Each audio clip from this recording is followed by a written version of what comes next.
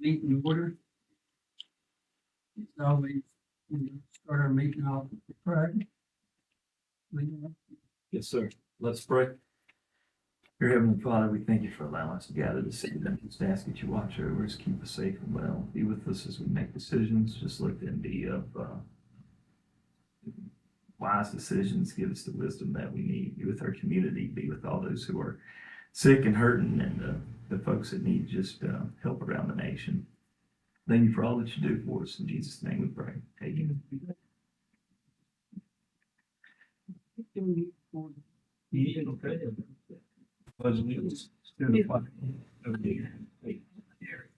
And the republic which stands one nation under God, indivisible, with liberty and justice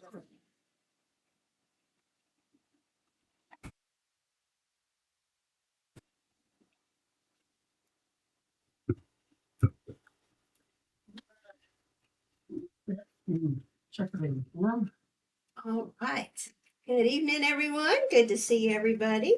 And let me go ahead and call the roll. So we will start with Miss Bechtel. Present. Got it in early there. Ms. Cookenbook. Here. All right. Mr. Cox. All right. Mr. Booth and Mr. Turner. All right. Everyone is here. As they say, a full count.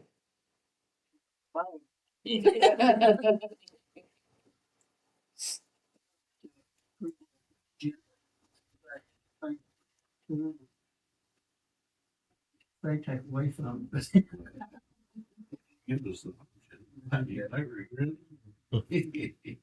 If I might, Mr. Chair, the only thing, it would be a minor change. We already have on here, road and high school. There is a possibility you all might want to have an action item to direct staff. We can put that on there or just see how the discussion goes, but that is, I'm kind of telling you so I'll remember too, so. Just, okay. Okay, that sounds great. That's all I'll make a motion to approve the agenda.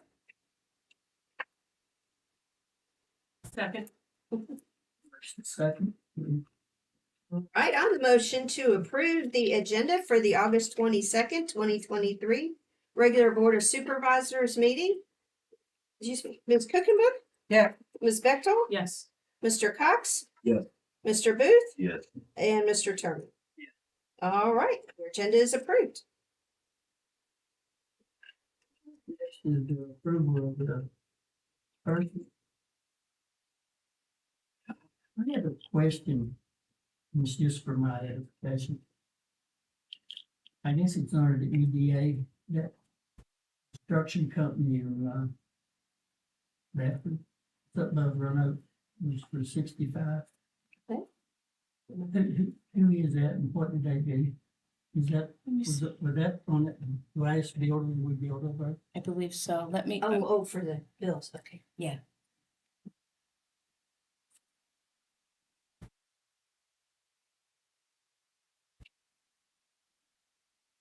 The reason I was asking was if it was, I just want to make sure that they corrected all their little mistakes. Yeah. Hmm.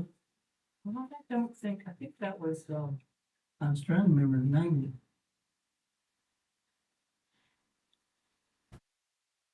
Trying to look what you're referencing.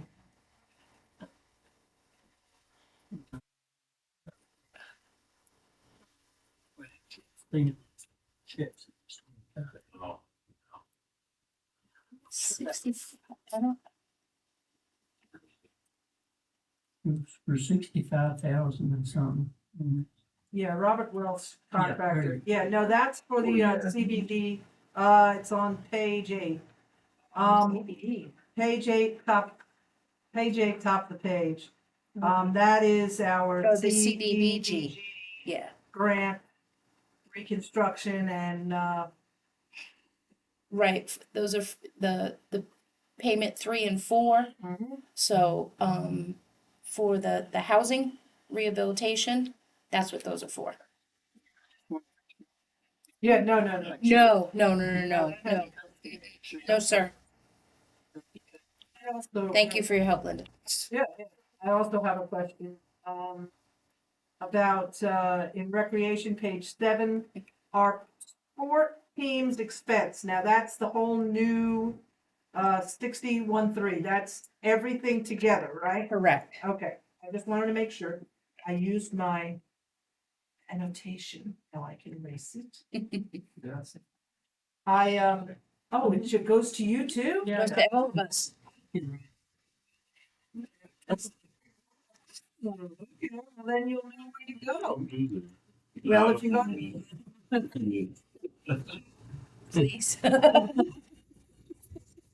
better for you than I don't. I tell you, when we get our new programs and everything else, just the simply credit card purchase will be explained more. If I may, Jenny and I were on yesterday. Yesterday, and we actually went through some of the reporting that's going to come out. There's actually 4 different opportunities for reimbursement to be presented. We'll probably choose the one that we're probably leaning towards. The description file allows for a little bit more, not a huge amount. You're not going to get a Right. paragraph, but it allows for a little bit more description. It gives you a little bit more detail throughout the whole life of the check.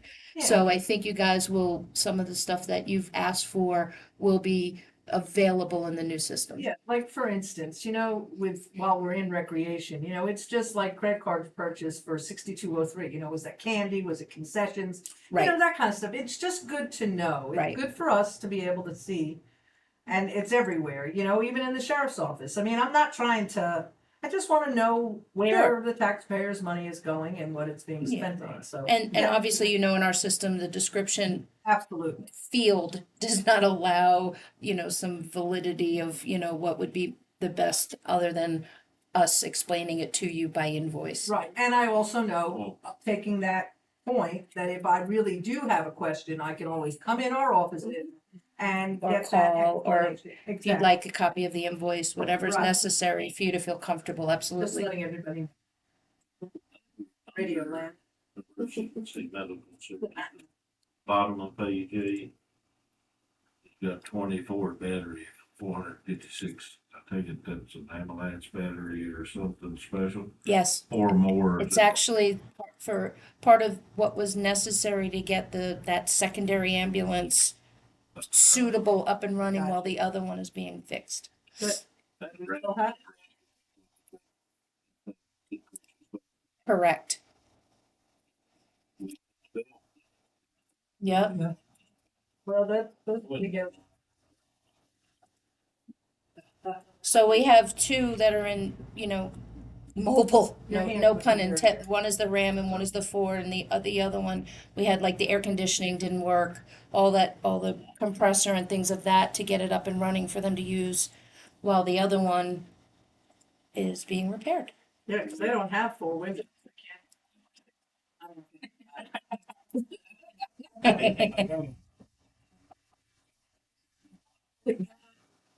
Mm-hmm.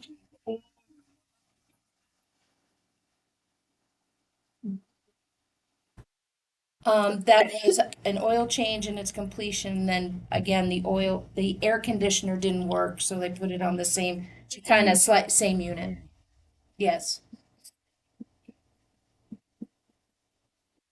That was still happening. thank God, yeah. I mean, it allowed us to have 2 on call at any time, so. Where those calls have been lately. Oh, it's great. Yeah. I'll make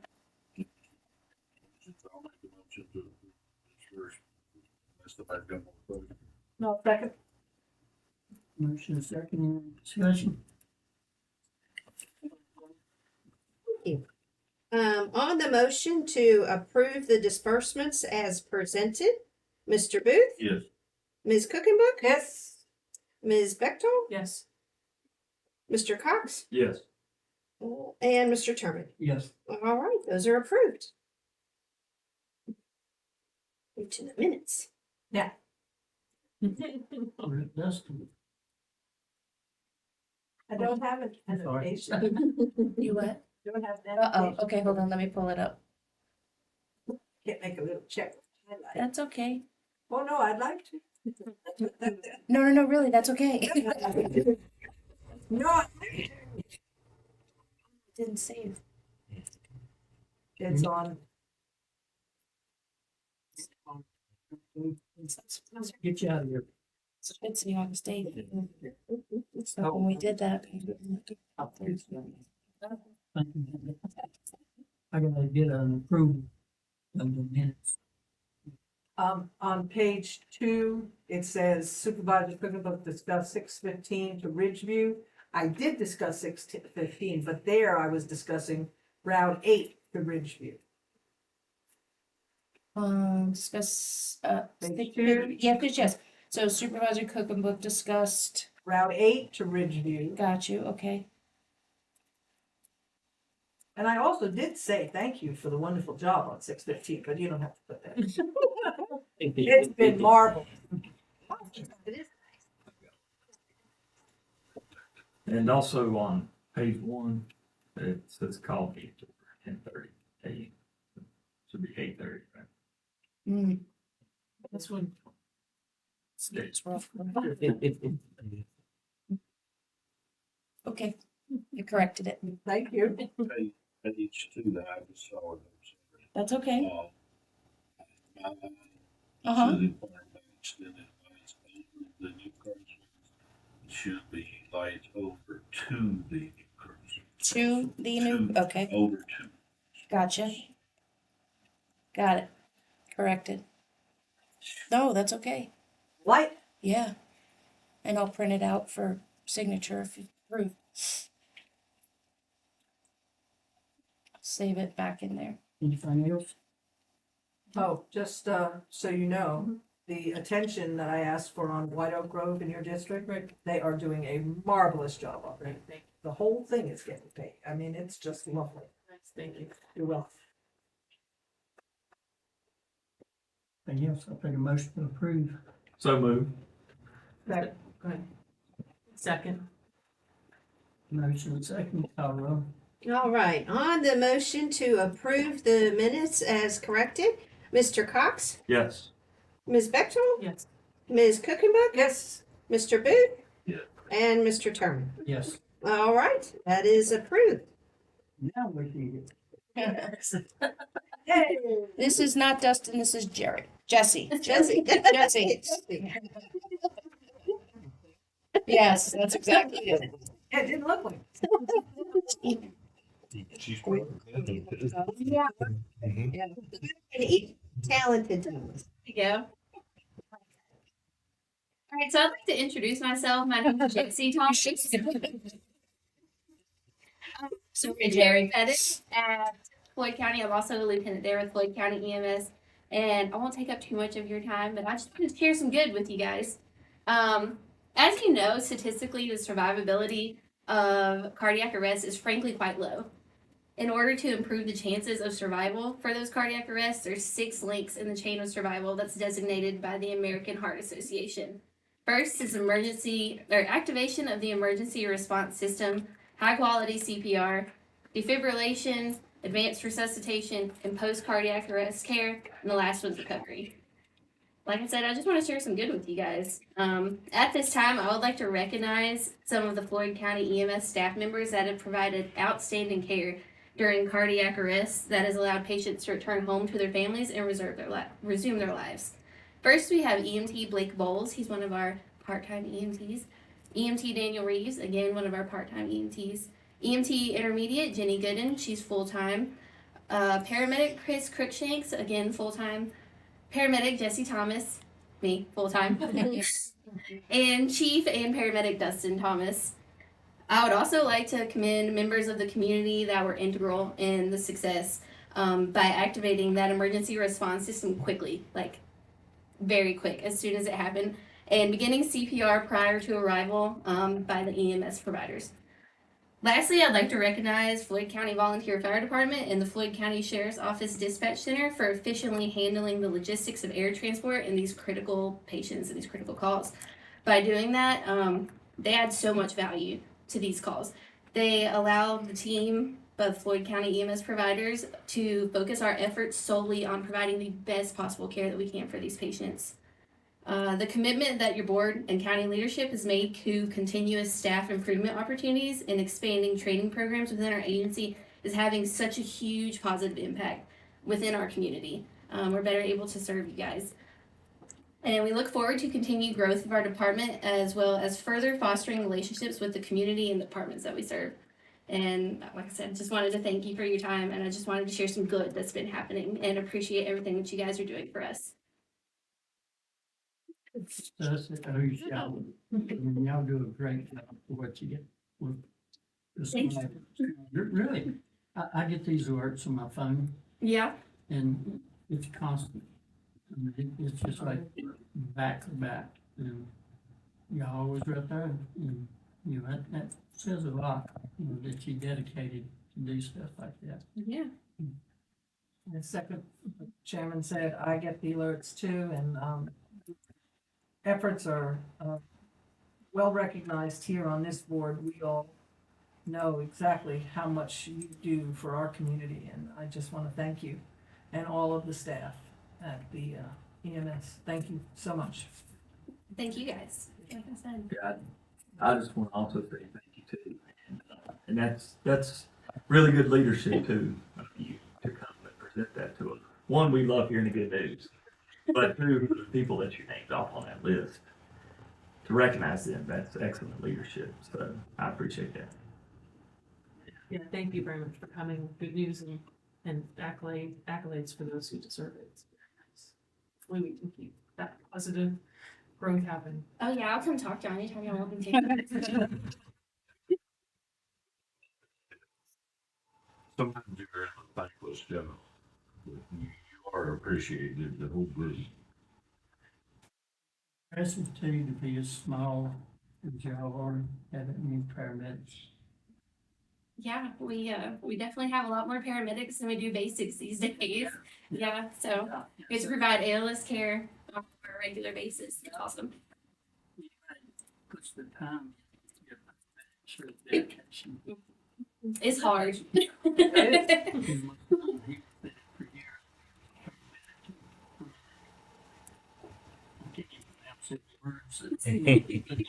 Simple words, it says. We really appreciate you. Just don't say it enough. You can come up anytime. Okay. Yes. It's I me love and hearing- every- Yeah. I love hearing from you. Well, and if I might to add on a little bit, so these are the really great results, but part of those great results are a part of a lot of work that all of the folks down there, but especially the leadership team. So we are currently fully staffed and with a large portion of paramedics, as you all noted. Wow. We have some really good part-time folks as well. We have a little turn every once in a while, but not too bad anymore. And one of the reasons that we have such great folks is in addition to doing interviews, then Jesse and Faye are the ones that make them actually do a skills test now. Good. And so that's really helped us to feel confident about these folks. So they've And just they're done a tough. good job. Yeah, that's tough. They're tough. So, and the questions that get asked in the interviews too are also very, very helpful. So they've really, really been working hard. And part of in addition to being a good provider, part of what Jessie does is she's the one that gets to actually schedule everybody. So she's the one that makes sure there's somebody there at 3:00 in the morning if you call. She's done a big job at that. I'll do inventory too. Now we're on the spot. Doing a good job. Yeah. Keep up the leadership. Thank you.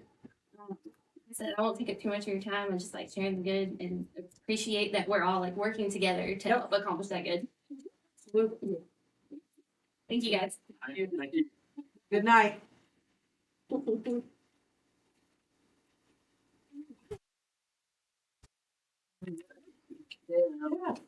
Take the motion to go into closed session under 2.23711A29. Mr. Chairman, if I could just add, A consultation with legal counsel regarding specific, advice of legal counsel concerning specific legal matters. It would be the same topic, the radio. Linda? And that would be A8. I will.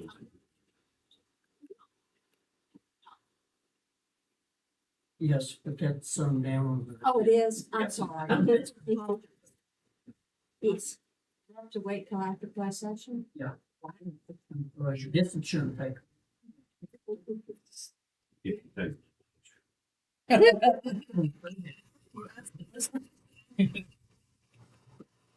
We need to get our.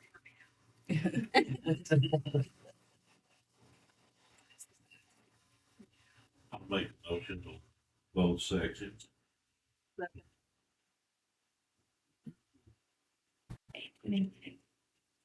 A8. A8. So, on the motion to go into closed session under 2.23711A29 and A8, for purposes of discussing radio system, to go into closed session, Mr. Booth, Yes. Ms. Cookenberg, Yes, Ms. Bechtel, Yes. Mr. Cox, Yes. and Mr. Turner. Pick me on. All right, we will go into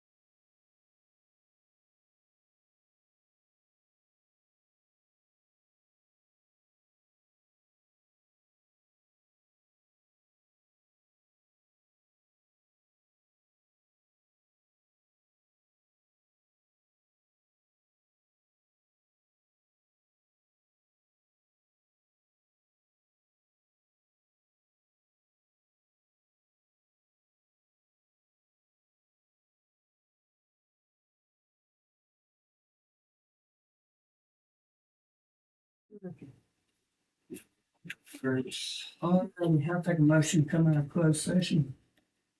So moved. Second. On the motion to come out of closed session, Ms. Bechtel, Yes. Ms. Cookinbook, Yes. Mr. Cox, Yes.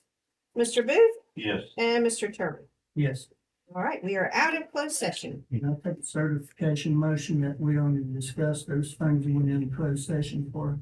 So moved. Second. Motion is second. All right. On the motion to certify that we only talked about the things in closed session that we said we were going to talk about in closed session, Mr. Booth? Yes. Ms. Bechtel? Yes. Ms. Cookinbook? Yes. Mr. Cox? Yes. And Mr. Turman. All right, you are out and certified. And it is 6:53.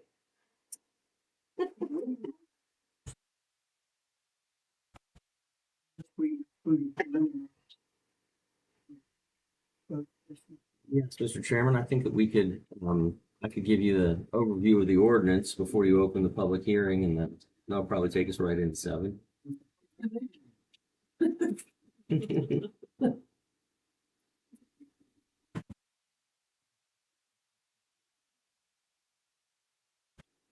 So, ladies and gentlemen of the board, you have before you the proposed ordinance amending the Floyd County Solid Waste Ordinance to clarify regulations relating to disposal of solid waste and establishing additional penalties for certain violations of the ordinance.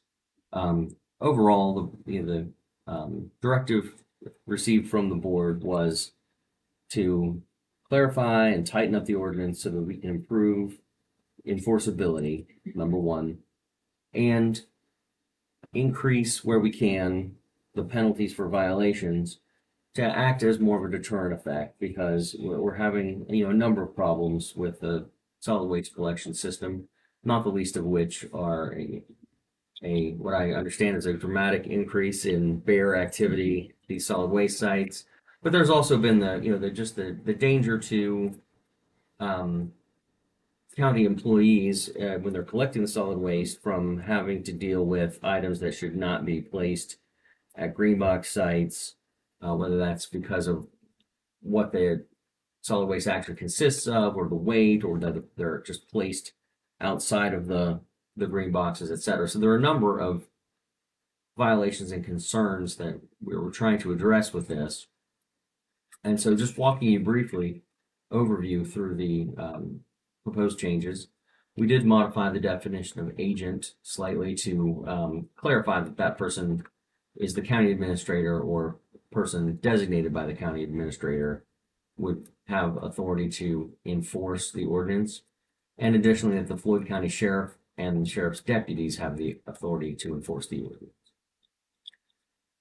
Additionally, we made some modifications to definitions, notably to construction solid waste, just to, again, to try to tighten that up so that there's less wiggle room when we're standing before the court trying to enforce our ordinance. Did add a definition for radioactive waste or nuclear waste. That just tracks exactly section 10.1-1400 of the Code of Virginia. Beyond those preliminary matters, a lot of the more significant changes were included in 42-11 of the ordinance, where you will see that first offense violations have been stiffened. We've advertised a $250 violation for first offense violations of 42-31, which relates to green boxes and the actual disposal of solid waste. Clarify that each act of illegal dumping under the chapter 42-31 constitutes a separate offense, and separate violations even occurring on the same day shall be punished as separate offenses. That's a direct response to some interpretations that we've had reported from law enforcement in the past, that there was a essentially someone would be violating the chapter in the morning, get cited, and decide, well, that gives me a freebie to violate the chapter for the rest of the day. So we're clarifying that. We do provide that we may enforce by civil penalty, by misdemeanor enforcement, or nothing prohibits the county's ability to bring proceedings for injunctive relief. So at some point, if the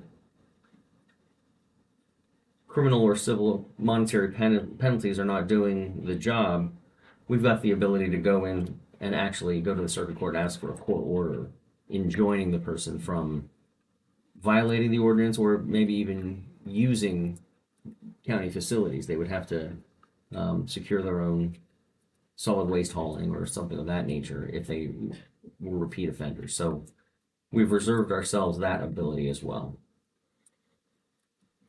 That we're overlooking.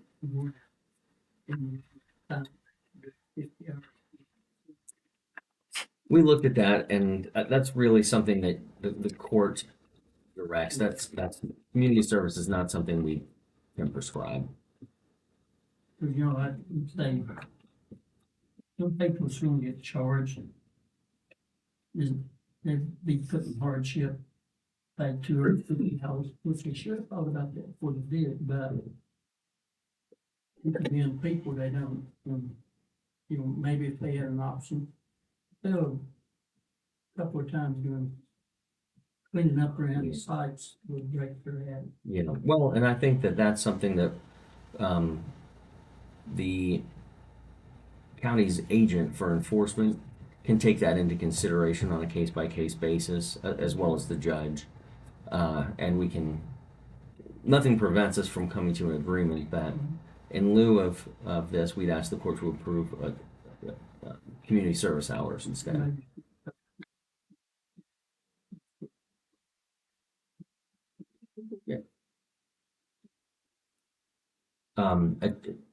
Same section, just dropping down to subsection E, we've included a new subsection to provide specific penalties for certain specified offenses.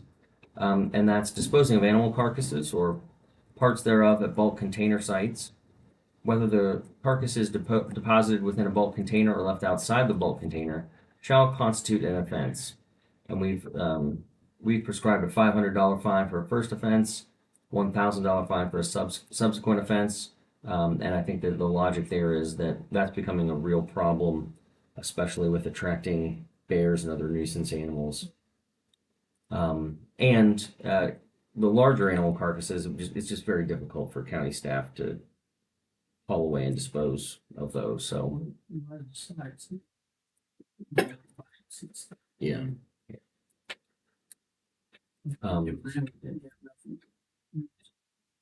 We also did provide that feeding animals in violation of 42-31 shall constitute an offense punishable as a misdemeanor, subject to a fine upon conviction of no less than $500 for a first offense and not less than $1,000 for a subsequent offense. Feeding animals at these convenience sites is dangerous, so the board policy here is to strongly deter that. And we did include a provision. I'm sorry. While you were talking about that, then you maybe get to it, but do these penalties also apply to scavenging? That is not called out as a specific separate offense here. That's under the 255. 255. But it would be under 250. Then, Yes. okay, that's fine. Keep going. This provision also does provide that all fines and fees payable shall go to the county treasury and dedicated for solid waste mitigation purposes. So these fines are hopefully going to have a dual effect to obviously deter the inappropriate and unlawful conduct, but also provide a source of funds for the county to provide safer and better solid waste collection.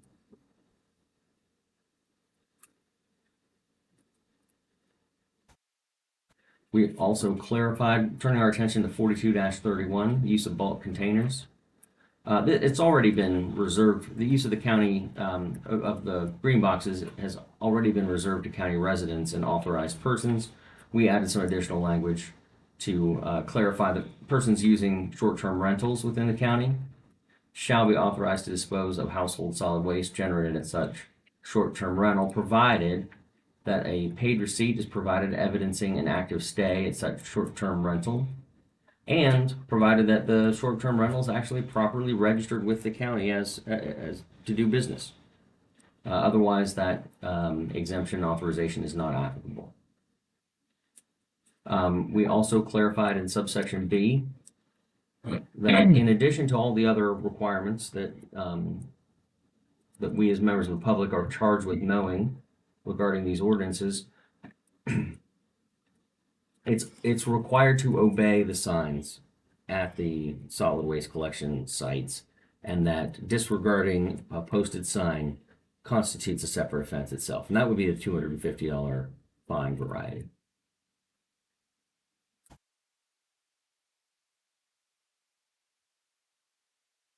We also, again, clarified that feeding animals is unlawful, and that includes to feed or leave food for any animals at bulk container sites, including feral or stray cats, dogs, or other domestic animals, or wildlife. So in either case, it's not safe and it's a violation.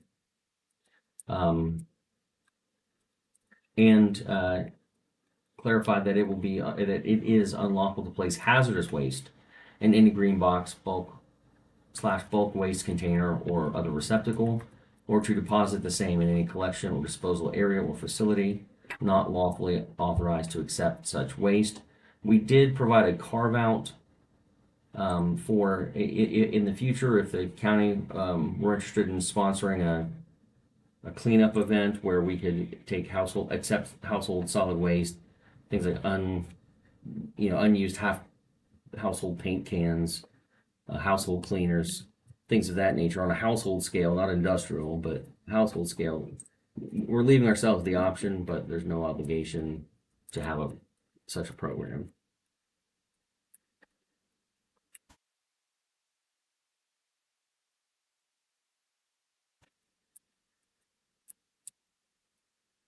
And I believe that covers the proposed revisions as advertised, Mr. Chairman. So unless there are specific questions from the board, I think we can go ahead and open the matter for public hearing. And the last statement you put in on the one you too, it specifically referenced that whenever we end up adopting, we are readopting the other ones that we didn't change anything to, being readopted in as a whole package. That covers that. That's correct. If it's not part of these specific code sections that are specified, the rest of the county solid waste ordinance remains in full force and effect. Long-term storage, all that's still in the order. Yes, sir. And I did just clarify, confirm, Mr. Booth, that prohibition on scavenging, that is in 42-31, and that is sub B. Unlawful for any unauthorized person to scavenge or otherwise remove any discarded solid waste from or about any bulk container. But only for that also. You're correct. With that, I will go ahead and open the public hearing on our solid waste ordinance. We have a call to read. I don't have a second sign. Before I do that, I need to read my handicap statement. It is the intent that all persons intended in meeting the board, regardless of handicap and condition, shall have an opportunity to participate. If any person present requires any special assistance, please let the board know in order that arrangements can be made. And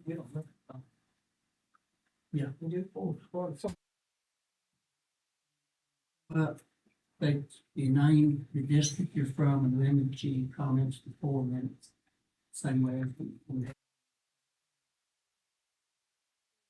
Chairman, I must admit we were remiss, and so we just have the one sign-up sheet, but it does have 2 individuals. And so if I might just we could ask these folks if they are here to talk about solid waste or if they're here for something else, and let the folks that say they're here for solid waste go ahead and speak during this period, if that's all right, and our apologies for not having that. Mine is not solid waste. I thought that sounded like number two. Yeah. I didn't know You- about you- the dumpster issue. Y'all go ahead. Mine is about something else. Okay. Not Floyd Fest, don't worry. Is this about the solid waste? Yes, it is. Perfect. And if I might, so just so we know for the record, this is Ms. Pratt from Burkesport. That is correct. Thank you. I have a question for the board. Is it the intent of the board to completely remove the existing green boxes, as we have seen a diminishing of green boxes in our area last 2 years? I have never seen the refuge, for lack of a better term, up and down our Black Ridge Road, for instance. And we originally heard that of course, Green Mountain green boxes were taken away, and we've had additional green boxes taken away throughout the county. Is it the intent of the board to remove them all and just have base stations periodically? Question first. I should have clarified, did, on the public comment, it's a word way, but if you will hang around once we close this, you know, some of us can give you the answer to Okay, that. well, I will comment on that. All right. Whether or not that is the case, and from what I've experienced, we have not had any communication whatsoever about the removal of these boxes or the reasons thereof. I understand there is a bear population increase, and, you know, things like that have occurred, and I understand also that green boxes, I guess, can no longer be on private property, but have to be owned by county property. That's something else that I've,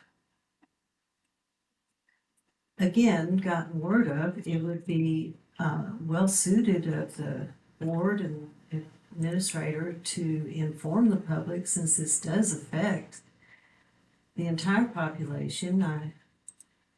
I just want to know.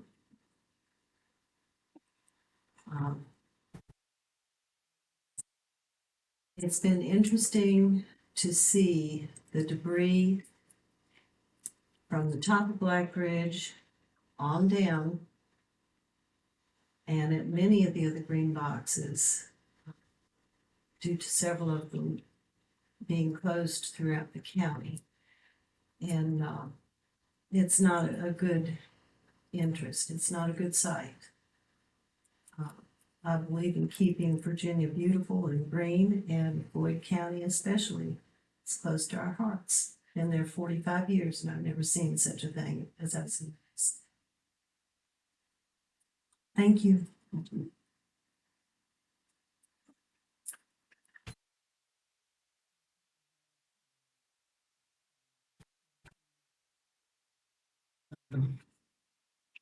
Yes, I can close our public hearing, but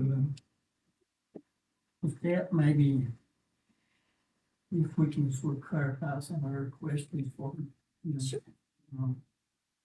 I will say, I agree with you, but on removal, because I've always advocated for at least a 2-week notice before we move them. Sometimes when a landowner calls and says, I want your boxes out of here, you know, we got to move, you know. And I was going to suggest maybe in our district up there, was over around Green Mountain, a lot of people are driving like 14 miles just to get rid of their trash.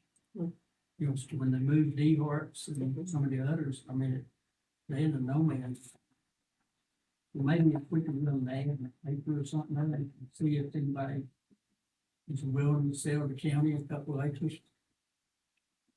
You know, because, you know, we've lost 5 sites just since I've been on. And so,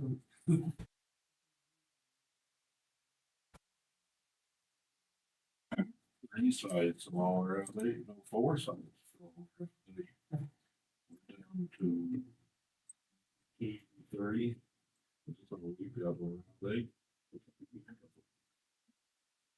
which I understand the landowner. I mean, I had one, I had to go out on the farm and pick up trash all the time.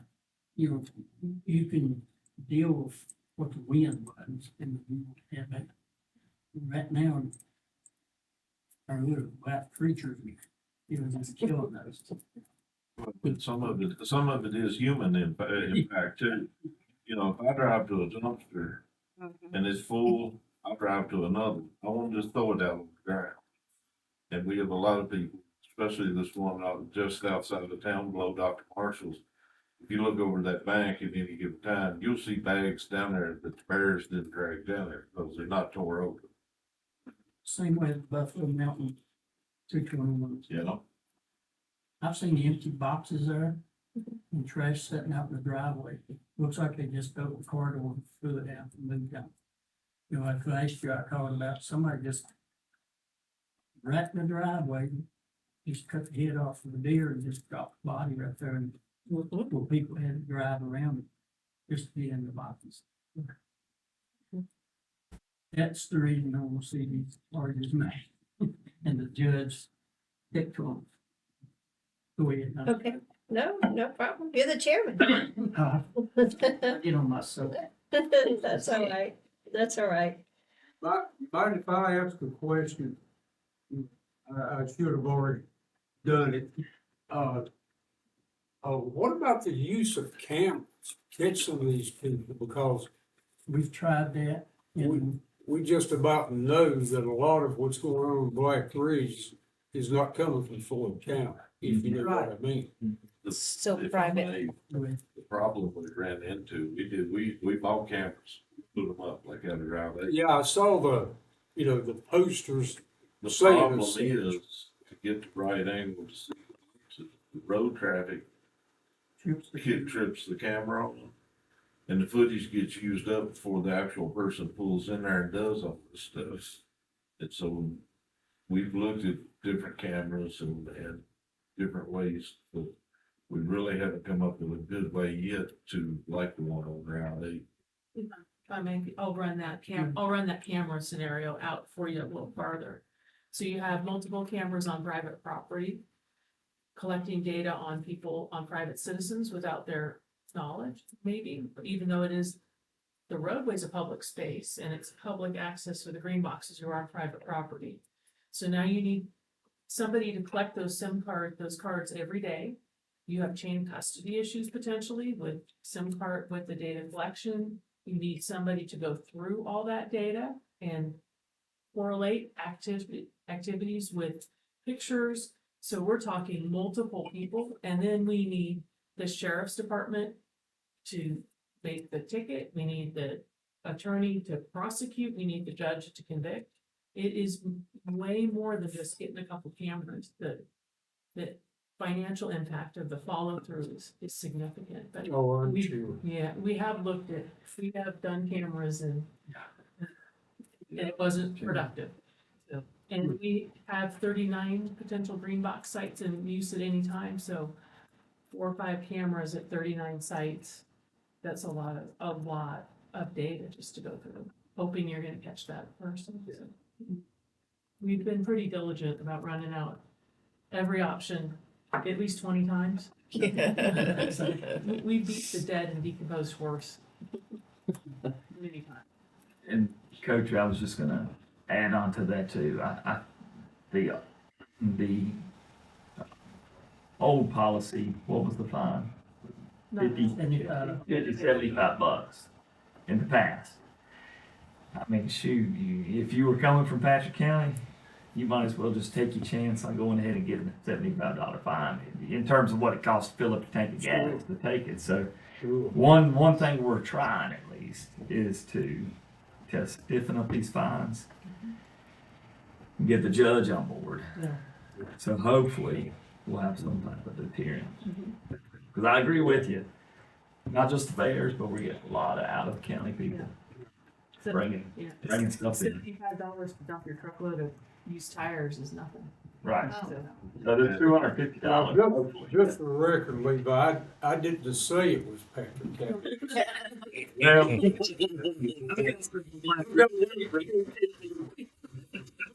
But as far as I know, they're not involved. And as far as, if I may, back to the first question. We purchased this one site up in Willis, and it's an experiment. And, you know, right now, we're still trying to maintain the other sites, whatever. And these people at TS come along, they had to drag me by my heels to agree to that. Because like you, I remember what this county was like before the green boxes. Joe does too. Yes, I do. And we don't want to go back to that. But if, in all honesty, if these fines and stuff don't do the trick, then we may have to go to these sites simply so that we can better monitor them and better control what people are doing at the sites. I don't want to do that because, you know, we're talking about quite a handful of money. By the time you buy the land, you build the site, you do everything, and I'm hoping that this fines will catch their attention. And once, and I think it will. Now, some of them I wanted to start at 1,000, but the attorney frowned on that a little bit. He said he didn't know if the judge would pull it, but, that's what I'm hoping, that the fines take care of the majority of the problem. And if they do, then, but, if they don't, and we keep doing like we are, as bad as I hate to say it, I think we're at a point that we really don't have a choice. I first came on this board in 1992, and we've been fighting the green box issue. It's every board I've served with has been fighting the green box issue. And as the bear populations added to it, and people feeding the animals too at the sites, you know, that didn't used to happen. It was bad enough whatever food scraps was in it, but actually taking a 50-pound bag of cracked corn and pouring it out on the ground around there, carrying the one on Route 8, I went down there and there was a quarter of a calf. I'm sure it was probably born dead, but it had been skinned out and thrown over the back. And it's just, We have a lady, we know of this person. We have seen her, we have talked to her from Patrick County that comes up and feeds the feral cats at our green boxes. well, see, that's the problem. See, they might, and I understand what they're doing, but the smaller wild animals eat that. They come in and then you've got the predators. No, I know. I understand their train of thought, but it's, they're just not thinking it all the way down to the final end. And I think we've been very lucky that someone hasn't walked up to a dumpster and been mauled by a bear myself, or a coyote, or one of those ghost thing cats that's got the long tail that we don't have. I mean, but I'm sorry, I went all the way around. I just wanted to address that part for you. So, you know, this is such a hard issue to try and solve. It really is. And this is the first step. And I wouldn't call it baby step, but it's a good first step. You know, out at the other end of the county where I live, we have kind of been the experiment of removing green boxes, because we used to have one where everybody parked for games when they were away, and we had all those green boxes there on Route 8. Those got taken out. Then we had one near Thunderstruck. That one got taken out. Then as we moved down Route 8, we still have A&N Auto, which is amazing that that's still there, to be honest with you. And then we lost the other one on Route 8. Well, we basically, all of us, have to come all the way down to 615 at the Commerce Park to dump our trash. Well, many of us are coming into town, so it does work. But now, if we were going out the other way, we'd lost the few that were on Sunny Ridge. But what So- about the elderly? Well, and we understand that, and you know, this is one of those kinds of problems that we have to try and figure out a way. Now, even the elderly are coming to town. If they're not, then there's usually a neighbor or a family member who will assist and take their trash. That still is the way here in Floyd. But it's just a hard, you know, it's hard. I mean, I already feel like I'm living a, for lack of a better word, I'll just use the word, a convenience center life, although it's not in the way it's supposed to be, with gates and somebody there. But, you know, 615 has become the place for us to go, and it has now for a number of years. You know, we just can't, first off, the bear population, it's got to get under control, and I'm not sure. We've had one session already, and we're going to work with the Department of Wildlife Resources to try and figure something else out. Short of opening up and extending the hunting seasons, I'm really not sure what we do. That's up to I'm Richmond. awfully concerned though with all these green boxes, straight back on litter that you see alongside the road. With the influx of the population, And I've talked to my fellow board members about this, and I'll say it now even to the TV.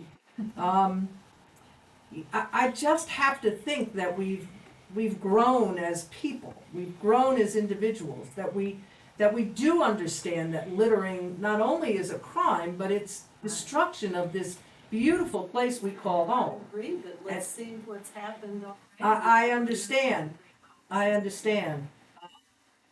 But I've just got to,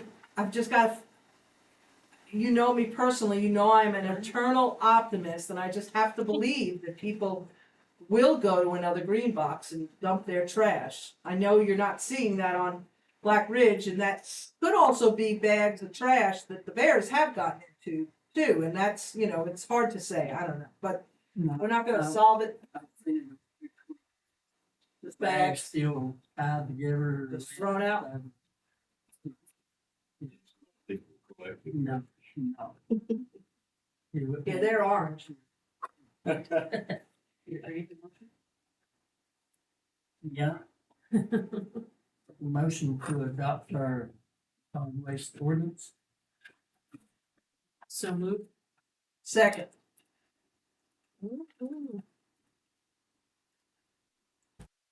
So we call Okay. On the motion to approve the amendments to our previous solid waste ordinance. Should I be right? Okay. As presented, Ms. Bechtold, Yes. Ms. Cookenbook, Yes. Mr. Cox, Yes. Mr. Booth, Yes. and Mr. Turman. yes. All right. So, Another suggestion. yes, If Thank it's you. not too expensive, if it's a good idea, I know it's not going to last. Because, you know, when you get them up, somebody's going to paint over them and try to do that. But I think, yeah, you should get a sign posted at every green box site. Listing these, if you're caught, this is what you want to say. Put them on the green, Yeah, put them on the green boxes, so that Right. the instruction posted signs on the green boxes. there you go, that's even better. That wouldn't hurt for enforceability if you had a picture of that to introduce in court night. It says right here what the fine is. It's not But that bad. is those, that even better permanent But sign, it's on 4x4. It's on Friday, so we Some of them. You'd have to. we've been, so one of the signs that we've been looking at doing is the ones more like realtors use. Because those are not permanent, but you know, they probably capture your attention a little better than the stickers, which may or may not be facing the right way and all of that. And as a couple of you know, they're not cheap, but they're not wildly expensive either. So we thought about putting a couple of those at each side. Yeah.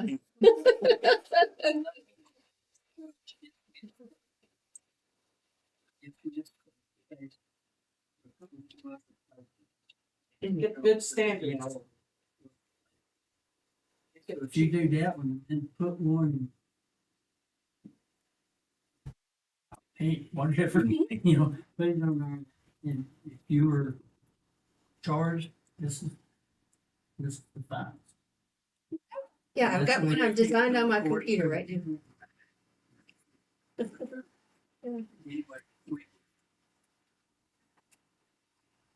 Look into that. Thank you. Thank you. Yeah. Yeah. Thank you. Yeah. If you hear anybody, come on, land, that's to come Be on. careful, headed back to the rig. Always looking out for the Thank you. See ya. Yes, indeed. That, I will open the public comments period. It'll be the same rules, when you come forward, state your name, just if you limit your comments to 4 minutes. It's a one-way conversation with them. With You did me. If I might, This is Mr. exhibit A. I'm not exaggerating. And if I might, Mr. Chairman, this, Jan Cartwright, it will be your speaker. Look at my finger, please. Thank you. I'm Jan Cartwright, and I am Locust Grove. I'm not gonna talk about Floyd County, I promise. I had a incident with my butternut squash and a very, very, very, sharp paring knife. And I got a half-inch cut on my index finger all the way to the bone. I was bleeding profusely. I called the 3 medical offices in Floyd, Carilion, Tri-Area. I don't have a clue who they're affiliated with. And Lewis Gale. I was told with Carilion, we have a nurse practitioner, but she won't see me. Tri-Area did not even have a doctor. And Lewis Gale, Lewis Gale said, consult your own physician. I was bleeding a lot and I was in pain and I was not a happy camper, I admit. But so then I called my doctor in Cave Spring that I've gone to for over 20 years. They have gotten a letter sent certified mail. They would not see me either because they were all booked up. It did not matter I was a patient. It did not matter that I was bleeding. I bled for a total, I was denied, that's 4 places I was denied medical attention. I bled for an hour and a half, finally got to immediate care near Tanglewood. The women almost passed out when they saw my cut and asked me when that had happened. I said, then I got on my soapbox, which is very tall, and they had to hear the whole story. So I think that we really need, I don't know if y'all can do anything, but that would be great if you could, an immediate care in the town of Floyd. I was going strictly by amount of driving time. 15 minutes from my house to check to Floyd versus 30 minutes to my doctor versus 45 minutes to immediate care. And Lewis Gale is not that much closer. We have tourists here starting on Friday afternoon, Saturday and Sunday, and our nearest medical facility on a weekend is Bradford Hospital, which is at least 40 minutes away. Also, I got my hair cut today, and my beautician lady said, well, if you're going to talk about that, now I feel bad since that poor nice girl was here. Our EMS services in Check and Copper Hill are at least 30 minutes because they come from Roanoke.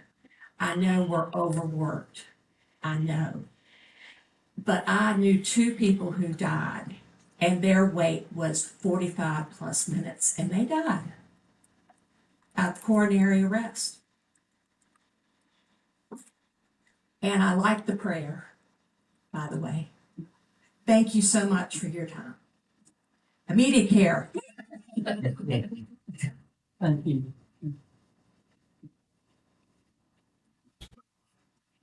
Hold on. We've reached out, since I've been on the board, we've reached out to Meridian, we've reached out to Prairie, we've reached out to, So who do I need to write to? well, we've reached out to Lewis Gale, Meridian, Prairie, and we've managed. Some days they don't. But I'm just a little history, since I've been on this board, we've reached out to all 3 groups for just a small promise of some type. And all 3 groups have refused. And I understand, I cut my end, I was sitting there with it over the sink, the phone sitting over here on, calling every doctor in that I could reach. Legally, you go in there bleeding, they legally have to see you. But I don't want to be such a bad person and do something like that. Yeah. And like you, on the phone about the bill, I didn't have. Wait on my husband. And so they ended up washing it out, Did you pouring put diesel fuel? alcohol, wrapping it up, all, and Quarter up. and it sounds bad to only take by the time the time was electric. Oh, okay. It works well too. Diesel fuel and duct tape. That's an old school turpentine works too. But I just want to, our board to understand. It's a need, and Yeah. especially these poor little tourists that don't know anything. They might not know to go to the expert. Discussion not too awful long. This was 3 weeks ago. I wasn't exaggerating. I'm glad I have my finger. Thank you so much for your time. Thank you. Thank you. I guess I'll send a certified letter to those 3 places. $5 a pop. Maybe a letter to their board of directors. Oh, I have a friend that sent it to the board of directors and she got results to Lewis Gale. Any fights tonight? No promises. Put them in front. You know, the way you can bear proof those dumpsters. They did it on 610. They don't like calling them bear proof, but they're supposed to be deterrent.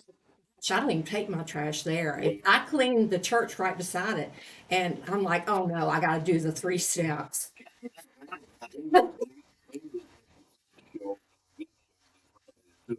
The mayor would push the lever down on one hole. We're feeding them too much. We must be feeding them stuff with folic acid in there or something for their brains. Yes, they're hungry, they figured it out. Well, I don't know what to do about immediate care. I just hope it doesn't happen to anybody else. Or those tourists. They don't know any better. They don't know the area. Thank you.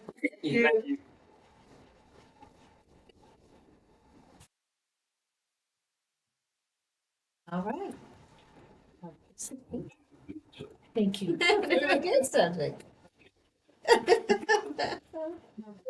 So, if that might, Ms. Chairman, we'll move on to old business, the road at the high school. What road? The one that the building's over? That's a foundation. So, Mr. Booth and I attended a meeting recently where he brought this question up, and the meeting included some members of the County Board of Education. And soon after that meeting, I got a note from the superintendent asking if we could sit down and talk about a couple of issues, and this was one of them. Because she had been quizzed about the road, and of course, you all know this is the road at the high school that is still in the VDOT. It is still technically a VDOT road. Yep. But there is currently a building built over it. There is also an additional road that has been built at the high school since then that eventually will need to be in the VDOT system. And it is not currently. So the superintendent and I spoke today, and I've been going back and forth a little bit more with several folks at VDOT today. And so kind of have an update on what their thoughts are and what I have shared with them. And as many of you know, VDOT's previous request has been to do these things together on the same night. If I might go back to and you all have honored that to this point.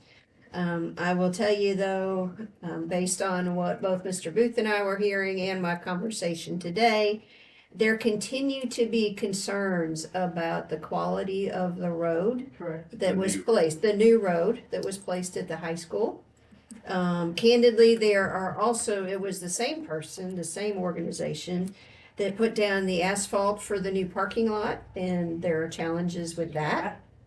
And there are also still some HVAC problems in the new building.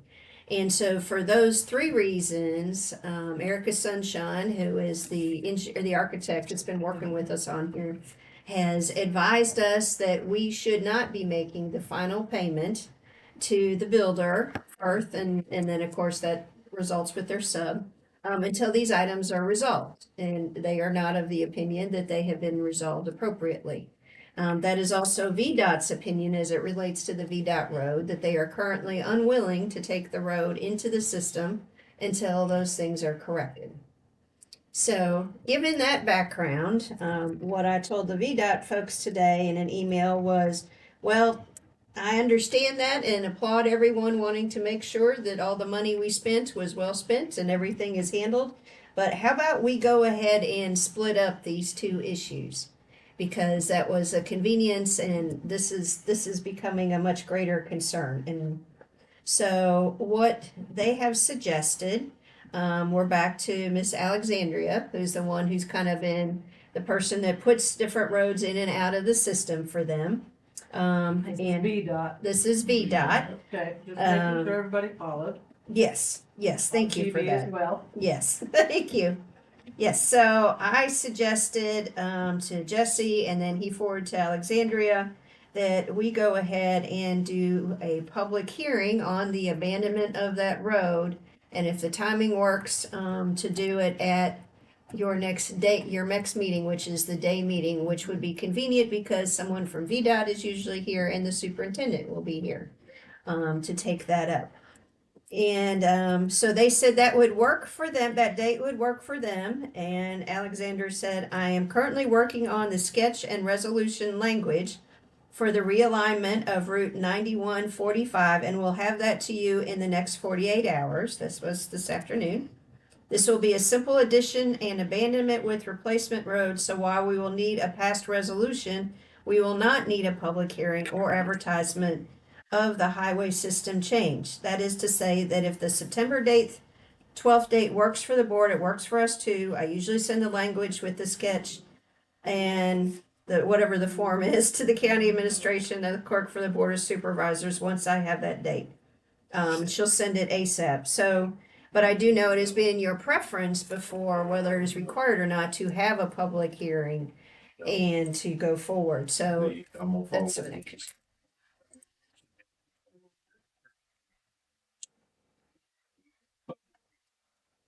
Yeah. I don't know what they're coming up with realignment. What I'm talking about, and we have to post it for a certain amount of time too, and we need to notify some of the neighbors again, to, But this is not what they want. What I'm proposing is we abandon. They put the new curb in the front, the sidewalk. That entire road from there to where the stop sign was, there to where the road turned the corner. The right, the old And vocation. that's all I'm proposing to Correct. abandon. And I appreciate, what is her last name? Cheney. I appreciate Ms. Cheney's wanting to have expedited situations. However, if this road is not to the standard that VDOT would want to put into their system, I don't see how we can have a public hearing to do a realignment of a road that doesn't meet their specific standards. So, as much as I appreciate that kind of wanting to just wrap it all up into one little package with a bow on top, I think we should I would like to agree with Jerry and just abandon that one little section. Now, that one little section, do we really have to tell everybody down Oak Hill? It is better to go ahead and notify anybody just in case. Okay. The only reason I say that, and I know it's a little more expense, but we've run into it before, years, all through the years. We think we got something simple and somebody comes up to, oh, I've got this piece of paper. Right. So, you know. But we do have now a new road. It's not up to VDOT standard. But if it goes into the VDOT system, it will be. Yeah. Right, gotcha. Somebody comes up, I've got access here that says I have access from any property. Even though they can't get through there. Well, they could park in the parking lot. See, this should have been done a long time. Absolutely. And VDOT's the one that can, no. Not just VDOT. I think there was other players at work. But one that me is, they get, no. They work it out. What? Do the public hearing, the section, y'all put the notices of, there's not, but, you know, you don't have to notify 3 or 4 people there, it has to be certified. But still, you know, we're not talking about that much expense. So, and I don't know if we can do everything with day meeting anyway. So I would suggest talking to Steve. If it's appropriate, or I would make a motion to authorize the county administrator and staff to proceed with the advertisement of the band that section of the road that I mentioned. P3 section. And not put a specific date. That authorizes them to proceed if they need to do it at our night meeting versus a day meeting. If you're, okay. How much, where it starts, where you. Well, I did. That part Sidewalk. from the curvature of that sidewalk. Sidewalk. In front of it. To where the old stop sign is the proposed event. The corner of the high That's, school. that's the section that. Okay. Correct. Yeah, That's the building. Right, that little bit. And we're extending the dates, but do it at the earliest possible time, as time frame fits with all you have to meet the criteria. Yes. Publishing, posting, and certified letters, and then re-review with Steve what each process is. See, that thing has to be posted so long before the public hearing, so many days before the public hearing. I don't know if we've got time to do all that between now and our date. If we do, that's great. Go ahead and set it up for the date. But if we don't, then set it up for the night. But if VDOT, and if Miss A and Mr. J wants to attend, they can attend the night meeting. I mean, that's the thing. I appreciate the fact that they want to do it during the daytime office hours, but No, sometime. I offered that. Oh, So okay. neither one of them, and All right. I haven't talked to David, but obviously I've talked to the superintendent, and Well, I have no doubt that she will be present we whenever kept you asking, need her to be. I wanna go on the record. We kept asking questions about this. In particular, Jerry and I kept asking questions about this. And we kept hearing, oh, yep, don't worry about it. For 3 years. And I'm gonna throw something else. I'm still not wild about the way the exiting is going off of, Baker Street. Hmm. And its situation with Woods Gap, but you don't have to write that down. I'm gonna take care of it. Thoughts But known. anyway, I made a motion. I'll second. And if I might clarify for just a second related to this, so Mm-hmm. I will let you know that I kind of suspected we might end here. And so, Carla and I have already talked through a little bit what our normal process would be, assuming that you all wanted to do that. So we've talked through the notice requirements and all that, and so we are certainly prepared to go ahead and do that. Good. But because I kind of thought that's like, yeah, so, but in terms of the rest of the clarification, so this would be, the motion would be to authorize staff to move forward with all of the normal and appropriate processes for abandoning a road, including notice, public hearing, and all other requirements.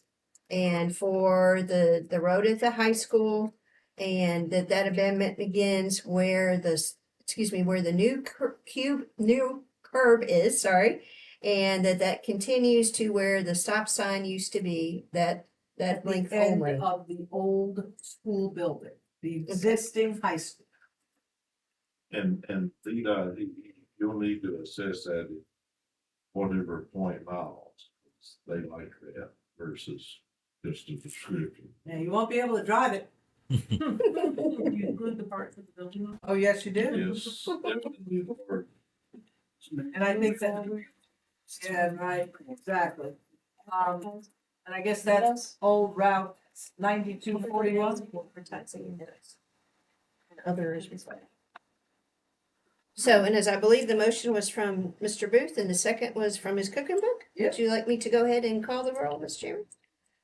So, on the notice previously stated, no, on the note, on the motion to authorize staff to move forward with all of our normal process for abandoning road and apply that to the section of road at the high school that begins with where the new curbing is and continues to where the stop sign used to be at the end of the old school building, and we will clarify all the specifics around that.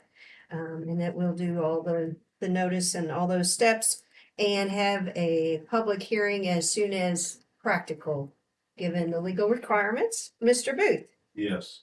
Ms. Cookenbook, Yes. Ms. Bechtel, Yes. Mr. Cox, Yes. and Mr. Turner. Yes. All right. And I would like to thank the board staff for a long time. Thank It should have been taken care of a long time. What is that? Express it. Been always good.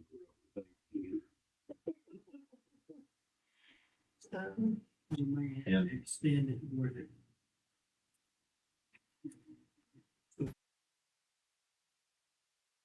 Alexander and what you did there, be happy.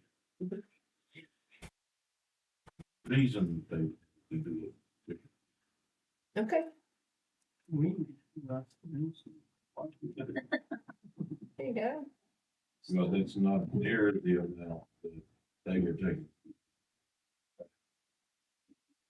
That's correct. Maybe they should have given in more on the record. What did you say? Life's Say that great. again? She didn't say anything. Say a word. Our talk. I do. I have more bear talk. So if you would like me to move on to bear talk issues.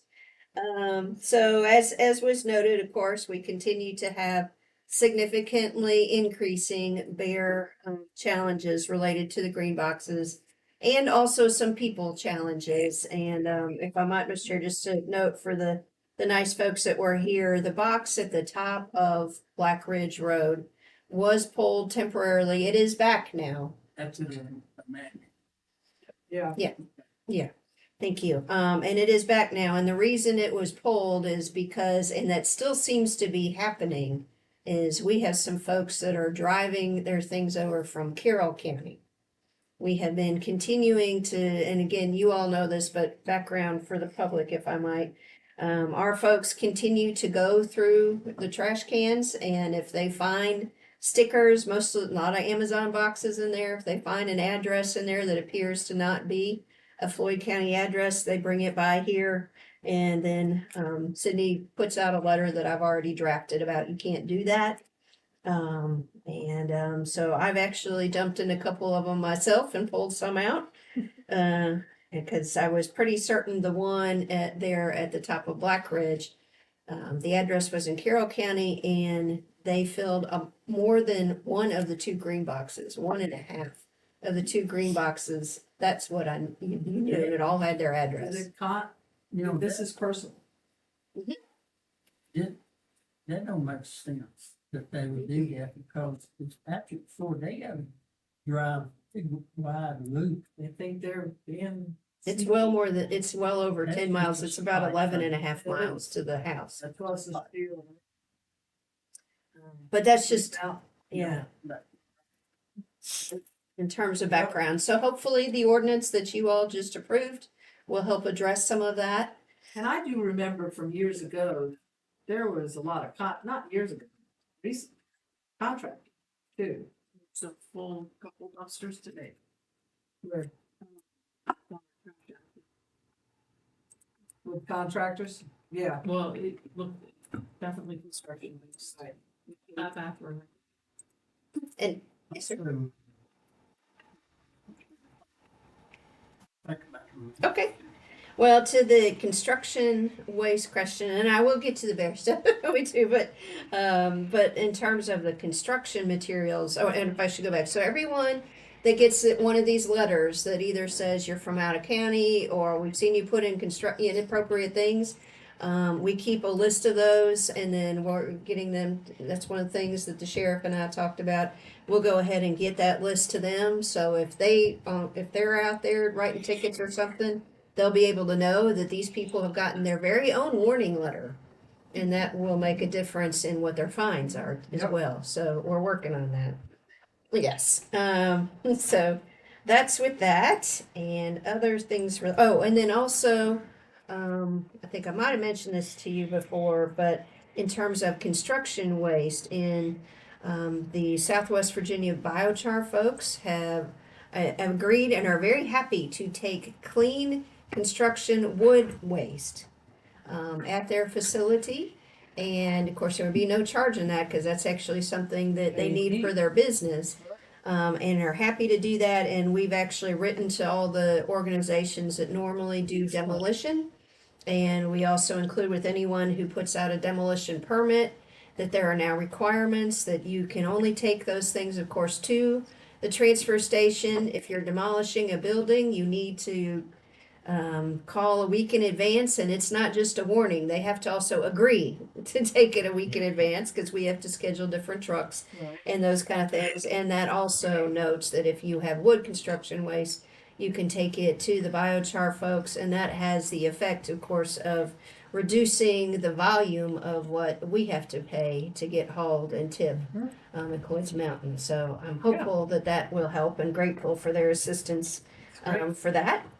So I think that's all the people type news. On the bear side, I have had extensive conversations with Miss Betsy, our wildlife biologist. She's been super helpful. Even talked to her Friday afternoon when we were driving back. And so one of their suggestions is that DWR come to Floyd and have essentially a Bear 101 class. And also, as a part of that, have a wildlife resource listening session. And she wanted to make sure, of course, you guys would be okay with that, and that they would be the ones presenting and making and doing the official listening, but wanted it to be blessed by the Board of Supervisors. And so a couple Are the of bears invited? I have a personal relationship with Yes, one I now. heard. I can invite him. So she suggested either the dates of September 25th through 27th, and they would just be one day, but and then October 16th through 18th. So if there are particular days as you check your calendar, if you wouldn't mind letting me know that you don't think those would work. Otherwise, we'll just tell her, go ahead and schedule if you have some suggestions about that. When would these be held? Yeah. Mm-hmm. September is good or October, but since the chairman can't come. And when would this be? Did you get education at night? Yeah, I think the assumption is it would have to be at night, because this would be for citizens, so Yeah. we want to have it in the evening. Thinking it would be here, high school, do they know? Yeah, we'll work on that once we pick a date. I think we have several venues that might work. Good.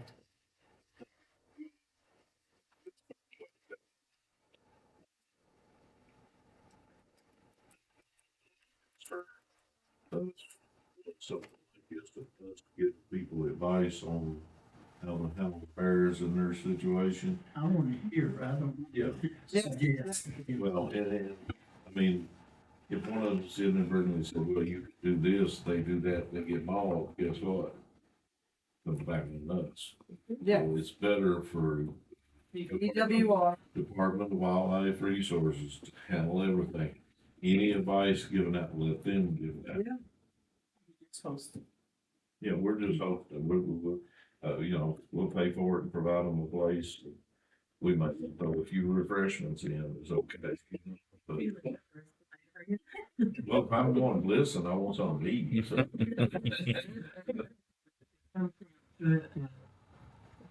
You know. I don't have to be there, but that's, you know, supposed to have surgery. So, October 13th. it do work out, y'all can be anything. That sounds good. I appreciate that. So we'll shoot for one of the September dates if possible, and have the October ones as a fallback. And we'll start looking for a place and an exact time. So I appreciate that. Well, you know, all places full. So, Yeah. chairs for permanent sports complex would definitely be big.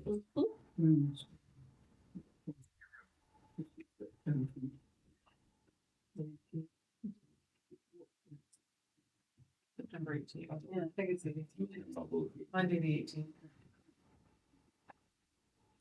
18th. Okay, the next part related to bears. Oh, sorry. If I might. So the next part related to bears is I have been flooding Miss Betsy and the state folks with all of our lovely pictures. And apparently it's been effective because they have strongly encouraged me to again apply for the Bear Wise grant funds. Now there is only 35,000 available. So before we applied for 51 and they said you can have six, it was either 6 or 8. So, but I think our odds are good. Obviously not for 51. That was for those of you who are in, to do a nice convenience center near the Commerce Center, which of course is one of our high activity spots right now.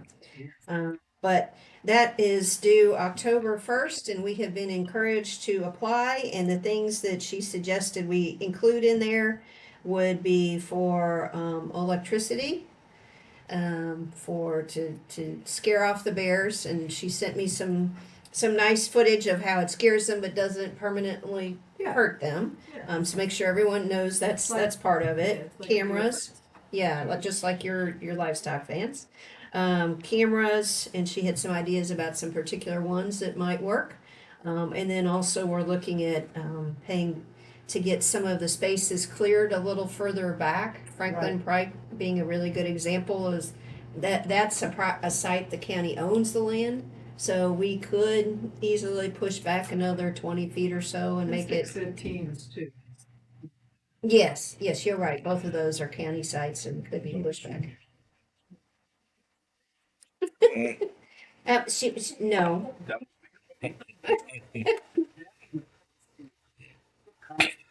Mhm. Who else? The EDA owns that land.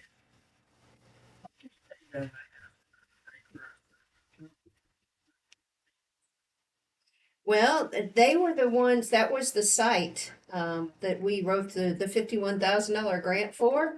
And so they were certainly willing to do it then, and we're having more problems in the Commerce Park with bears, so I'm Oh, sure yeah. it would continue.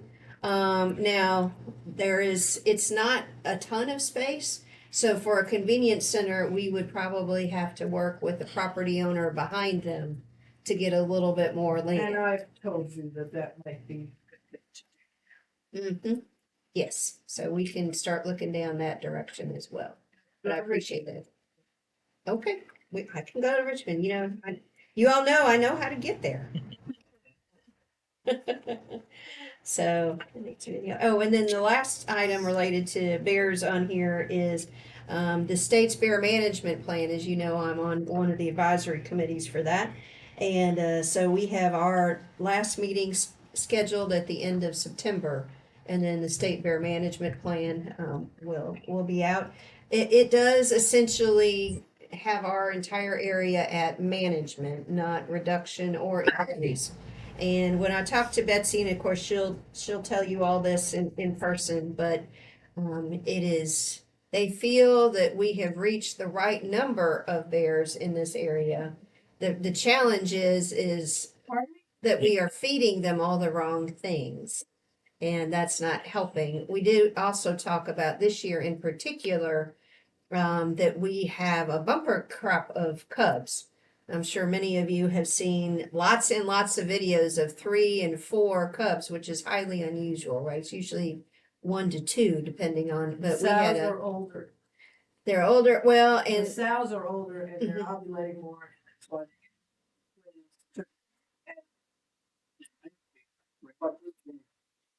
Rabbits get overpopulated. And they start having nests. But if there's plenty of room. Yeah, there's plenty of room. Well, yes, the species survive. yeah, well, and she mentioned both of those things, and then she also mentioned that we had a warm winter last year. But did she actually say we have the right amount of air? The plan says we have, this whole area has the right bears. Well, It's just a question.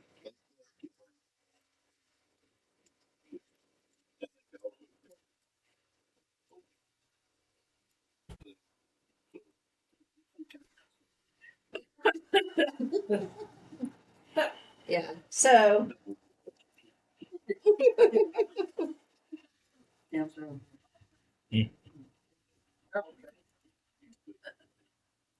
Yeah. Yeah. We did talk about the fact that there is not as much bear hunting going on as has happened in the past. Part of that is due to the changes in the license, that you have to get a separate license now. that's like 20 years. So, Seriously. and then I will say a couple of hunter people who used to hunt bears have talked to me about, well, they don't like to hunt them anymore because they are only going to hunt them if they're going to eat them, and because they eat trash all day, they don't taste very good.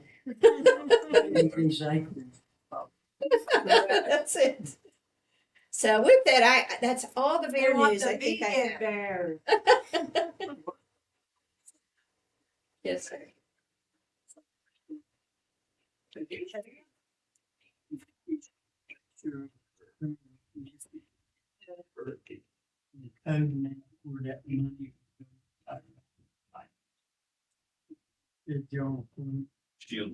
Yep. Kim has already talked to them a little bit, and so we will. There you go. We'll continue on. Yes, that would be great. All right. So if you might, Mr. Chairman, I think we're ready to move on to our last action item. You want a motion? Yes. Yes, I'll take a motion. Yeah, but it's probably being done. Correct. That- That's right, Jerry. So is there a motion? Yeah, we have to ask for the. Take that motion, Peter Road. Yeah. I'll make a motion to name the Department of Emergency Management's request to name the road off of Waterhaven Lane Southeast, where 3 houses are now going to be built on 3 parcels to Acorn Lane. Acorn. Acorn Lane Southeast, I believe. Acorn Lane, no, well, I guess it would be, it doesn't say that there, I'll but since leave it at Waterhaven is, oh, well, Acorn Lane Southeast.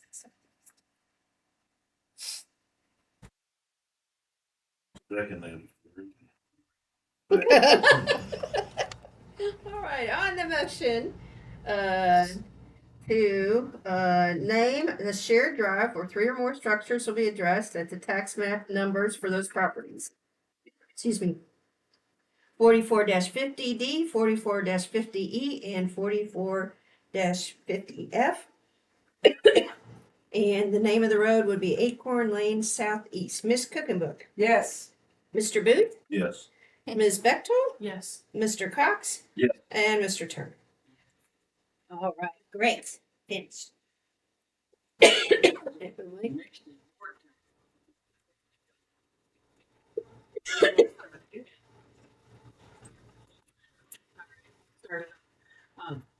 I have a couple things.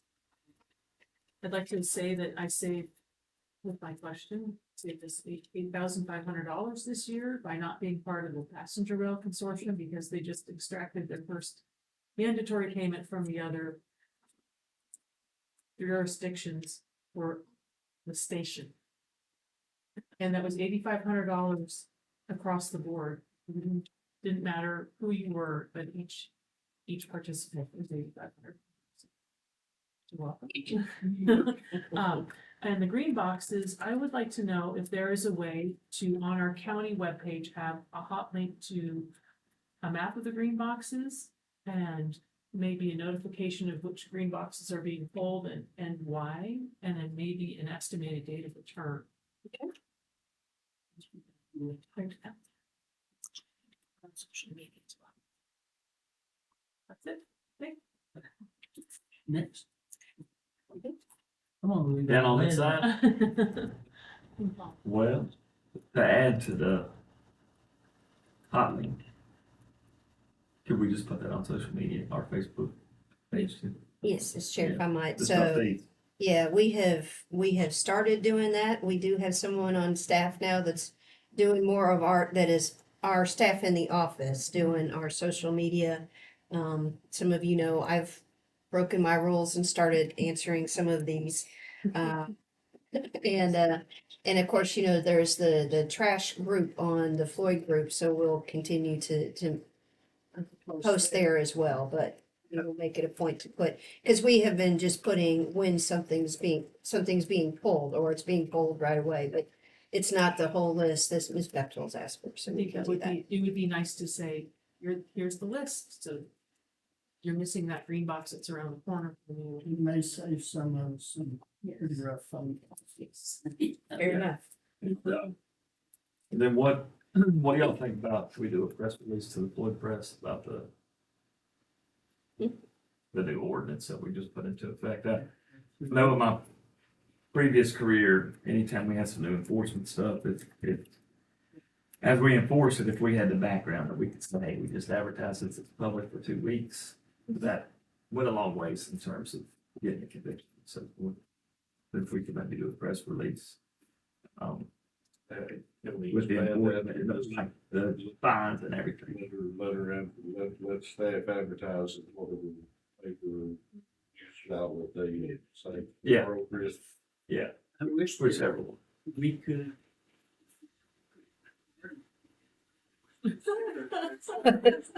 Well, if we do a press release, then they might pick it up.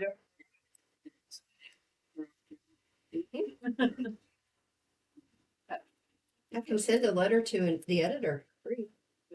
Yeah. Yes, they still do that, no, they still do, Stuart? yeah. Nice stickers on boxes Pink, hot pink. that are ADA correct fonts. Can you afford this before you do something? Like the gas station, I shouldn't say this. gas pump stickers. I shouldn't say this, but the guy in Northern Virginia that can forward a review on your little phone, make sure you let him.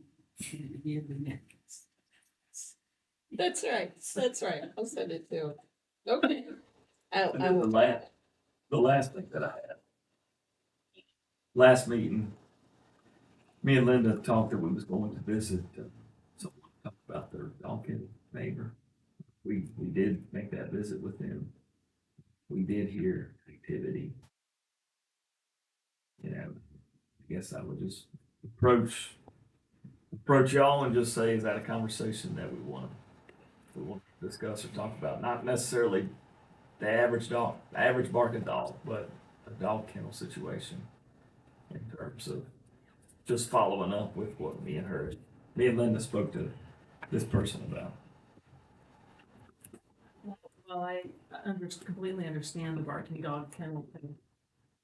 That would be bordering on zoning or by restricting activities, stuff like that. And I completely understand that how annoying dogs can be.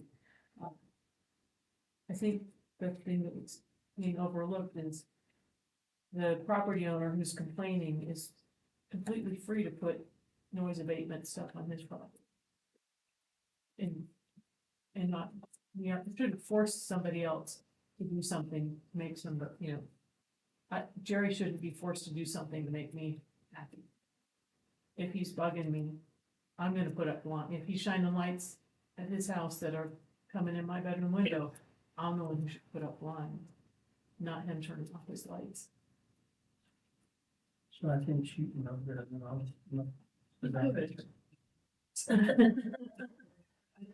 Well, I believe that the situation we were interested in maybe pursuing was talking to Steve about kennels and if the state That's regulate. if you could somewhere work at and Well, I mean, it was, I can understand the frustration. Yeah, We were there at Yeah. 6:45 and yeah, 7:30 and, but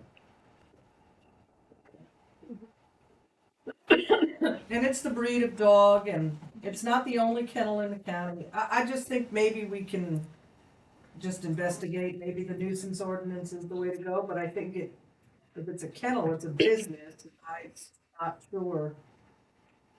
I think we need legal advice. Well, that's what I was gonna say. We could ask Steve to look at and see what authority we have as far as kennel. But trade is gonna be limited Because they're regulated by by the the state. state regulations. so for his, and I mean, I understand.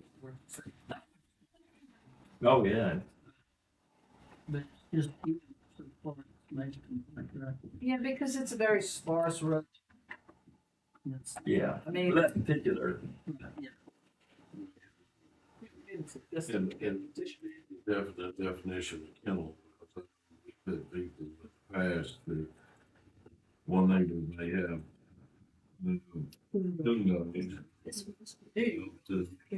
Well, I'm just saying. No, you're right. What authority we have, I would want to know that before we started discussing what we. why I said. Right. we could start. I'm thinking, See, they got money.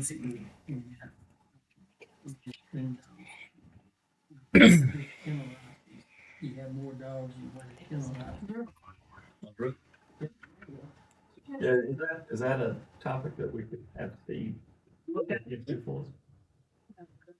I didn't know what the proper way of bringing the discussion up. finger solid waste.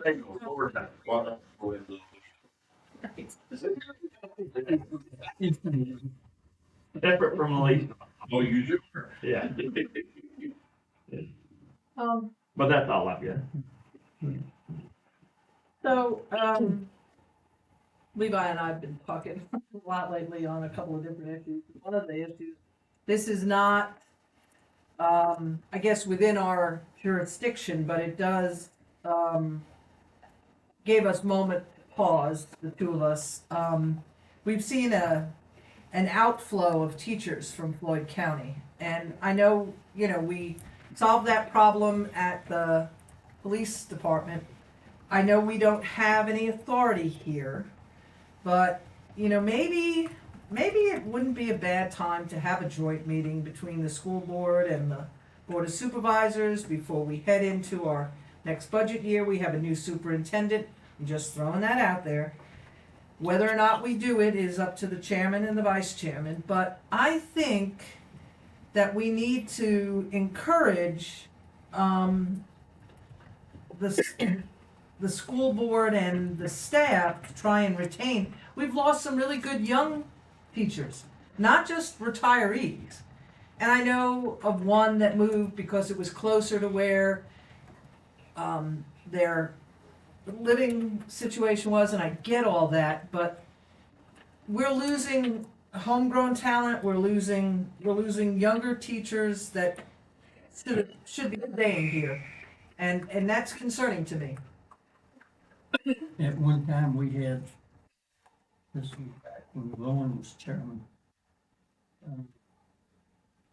Chair, vice chair, and on the school board, and board of supervisors, and county administrator, and school superintendent met every couple of months.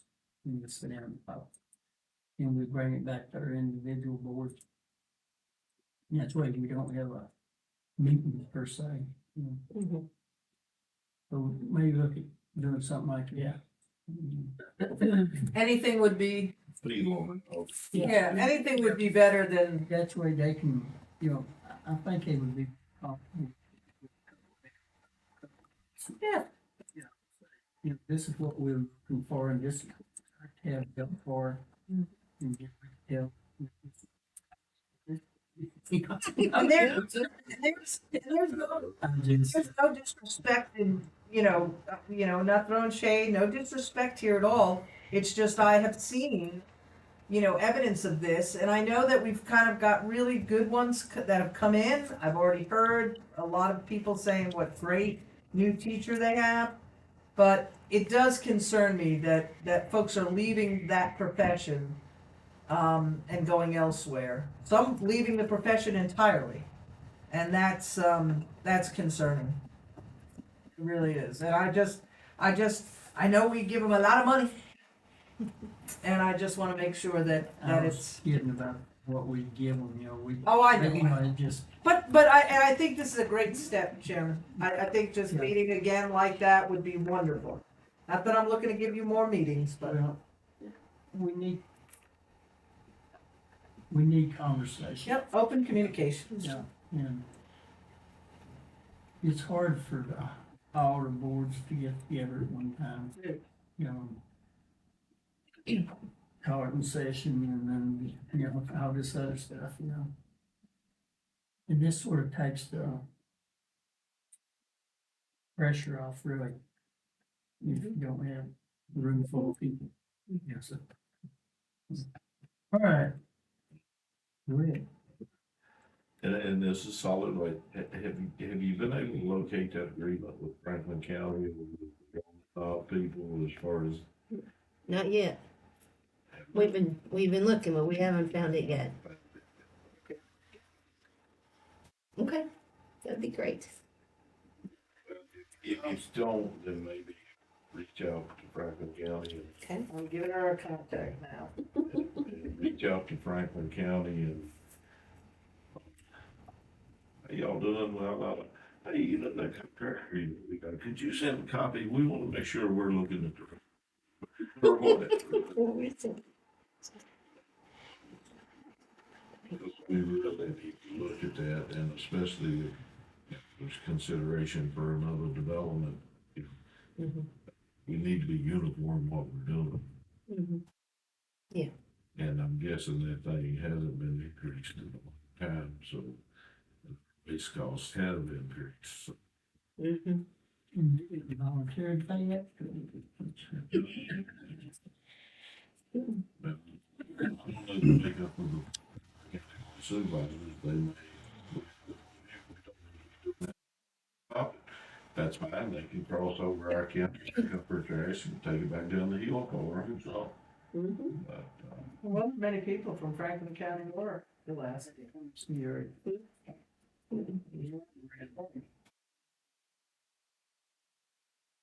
since people, I know we've had a lot going on. Fair enough. While we're in the solid waste, we sort it all out as best as we can. Yeah. Put it behind us, hopefully the ordinance and everything will take care of it. We can actually talk about something else.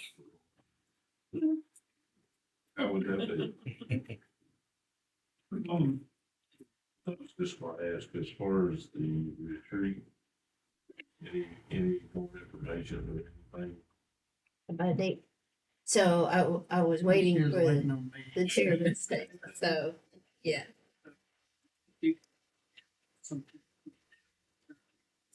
Okay. Okay. All but the 7th.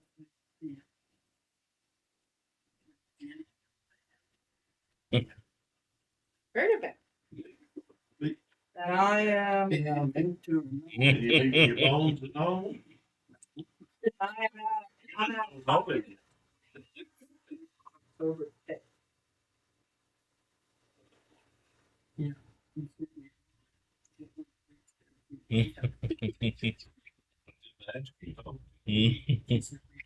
Oh.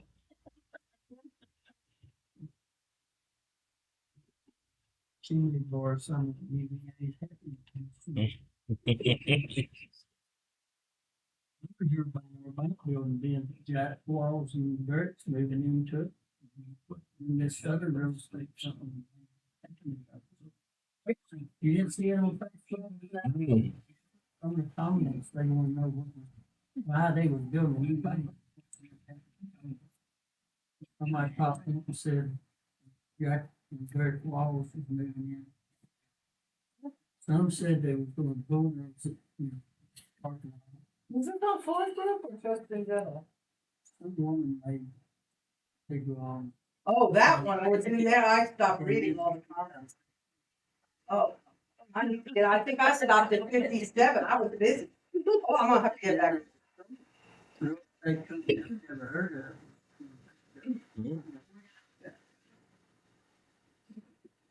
of. Jury and.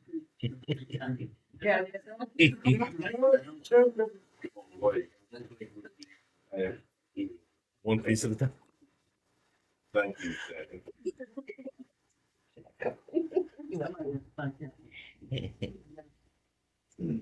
Couple of them. But anyway, back to the bank. Back to the bank building, so. Yeah, so, well, we've had some folks working over there, now since literally the day after we purchased, so. They're just about done with most of the kind of patching the plaster and evening things out like that. And we selected the primary color, which is a blue.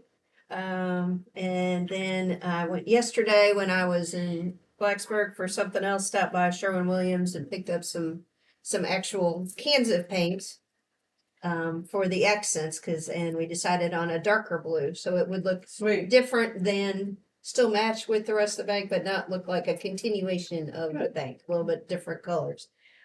So we worked through that. We know which office everybody has for the most part, got just a little bit of movement going on. And we've been going through and sorting. They left a great deal of office furniture, lots of desks, lots of credenzas. So going through and picking out which one goes, letting folks pick out which one goes where. We have told everybody one desk, only one desk. So that's been a little bit of an issue, but one desk. One desk. We have several staff with multiple desks. So, but we're trying to make it look nice, because you all have spent a poor Danny with his this poor cube. Let's see. So that's sort of the good things, and where you've decided to leave. If you've been up there, you might notice that there are the HVAC, the old HVAC is still there, which was the wall registers. Yeah. The metal ones that kind of look like an old motel. right. So we've decided rather than pulling those all out, because that's gonna require a great deal of drywall and plaster work, which turns into money. We're gonna go ahead and paint those the same color as the walls and then put probably a wood top on all of them. So they'll kind of look like a nice little planter shelf underneath the window. Nice. But save us some money and look nice is kind of, that's what we're trying to do on several things. We've been looking at how to change up the kitchen with hopefully not spending much money, but make it more usable both as a place that you would actually want to eat lunch and a place that might be good for you all to have lunch when we have meetings and things. So we're working through that. On the downside, they did call and say there's already an issue with the roof, but they went ahead and paid for that since it had started before we took it over. And then one of the guys that's working doing the painting managed to get the elevator to stop. So we've already had the elevator folks out, but Patrick went over twice. Patrick's been going over and kind of watching what they're doing. So hopefully he can learn how to fix some of these things. Yeah, we're not paying those guys for the time that they're not doing anything because the elevator that they mess up. So that's kind of where we are with the bank building. The extension folks are very, very happy about their new space down there and have started scheduling quite a few things. And they went ahead and primed it all, and so they're moving on that. And then on the courthouse changes, of course, as you all know, we're continuing to work on the second courtroom. We'll have to stall out a little bit now pretty soon because of the early elections of 45 days coming up. But trying to get as much done as we can before that happens. We are hopeful that one of the desk, very big desk at the bank might work as a desk for the judge. Oh, If that works, that saves us several $1,000s. yeah, cool amounts of money. Yes, so we're excited about those things. So all of that kind of stuff seems to be going pretty I well. want to be here. Maybe We we'll have an extra. There's no chairs. No chair? They left almost no chairs. I would have taken my chair. Yeah, I guess the folks are, because a lot of those folks relocated to other places in the building, so they probably took their chairs with them. But the offices on the other floors are generally smaller, so they probably wouldn't take their desk. We also met on kind of capital things. Danny, Kevin, Kim and I met with Barry today about some of the IT things related to this move. And then there's a meeting tomorrow with citizens to start working through all that. So trying to figure out how to make all of the fiber work and all of those things. Just as a side note on the citizens issue, apparently the Parkway, I did not know this until this week. Apparently the Parkway is part of the holdup on why we're not at 100% for broadband. There's about 14 miles that they have to go through, and they have yet to get permission. So Donna's you're right. So Donna sent me some of her communications that she's had with them. So we'll start trying to work that from our side. But for those of you that are going to be up on the Parkway soon, and maybe with one of our U.S. senators and some of the Parkway staff, it might be a good time to mention our concerns. Yes, Yes. So, yes. noted. Yes, noted. Yeah, there's say that here, but I don't understand why it's taken so long for them. When did they start talking to the Parkway people? I mean, from what I understand, it was a long time ago. They knew they'd have to go under. May of 2022. Huh? May of 2022. May of 2022. Thank you. That's what I need to know. Their services are already on the other side. So they do have some existing right of ways. I know they don't like to double up, but if worse come to worse, they could to an existing. Yeah, but, yeah, there are some, pipes. So they're not letting them use those until they get a permit from, a special use permit from the Parkway. Oh, In addition to So the other I- issues. And they could everybody be without service until they did the re-permitting. It okay, is a reason I told you all that. point taken. Okay. Understood. Okay.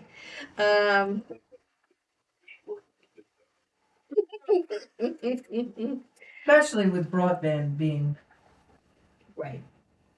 like a neon sign. Mhm. Okay, Back to Um, bank here in just a second. Yes, sir.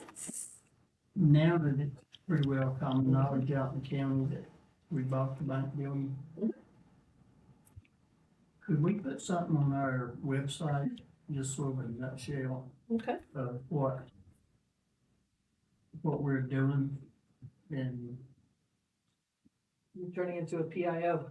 you know, where that, you know, that it's not only us that's gonna benefit, but social services. and That should explain. Been a good time after a meeting. It's Monday.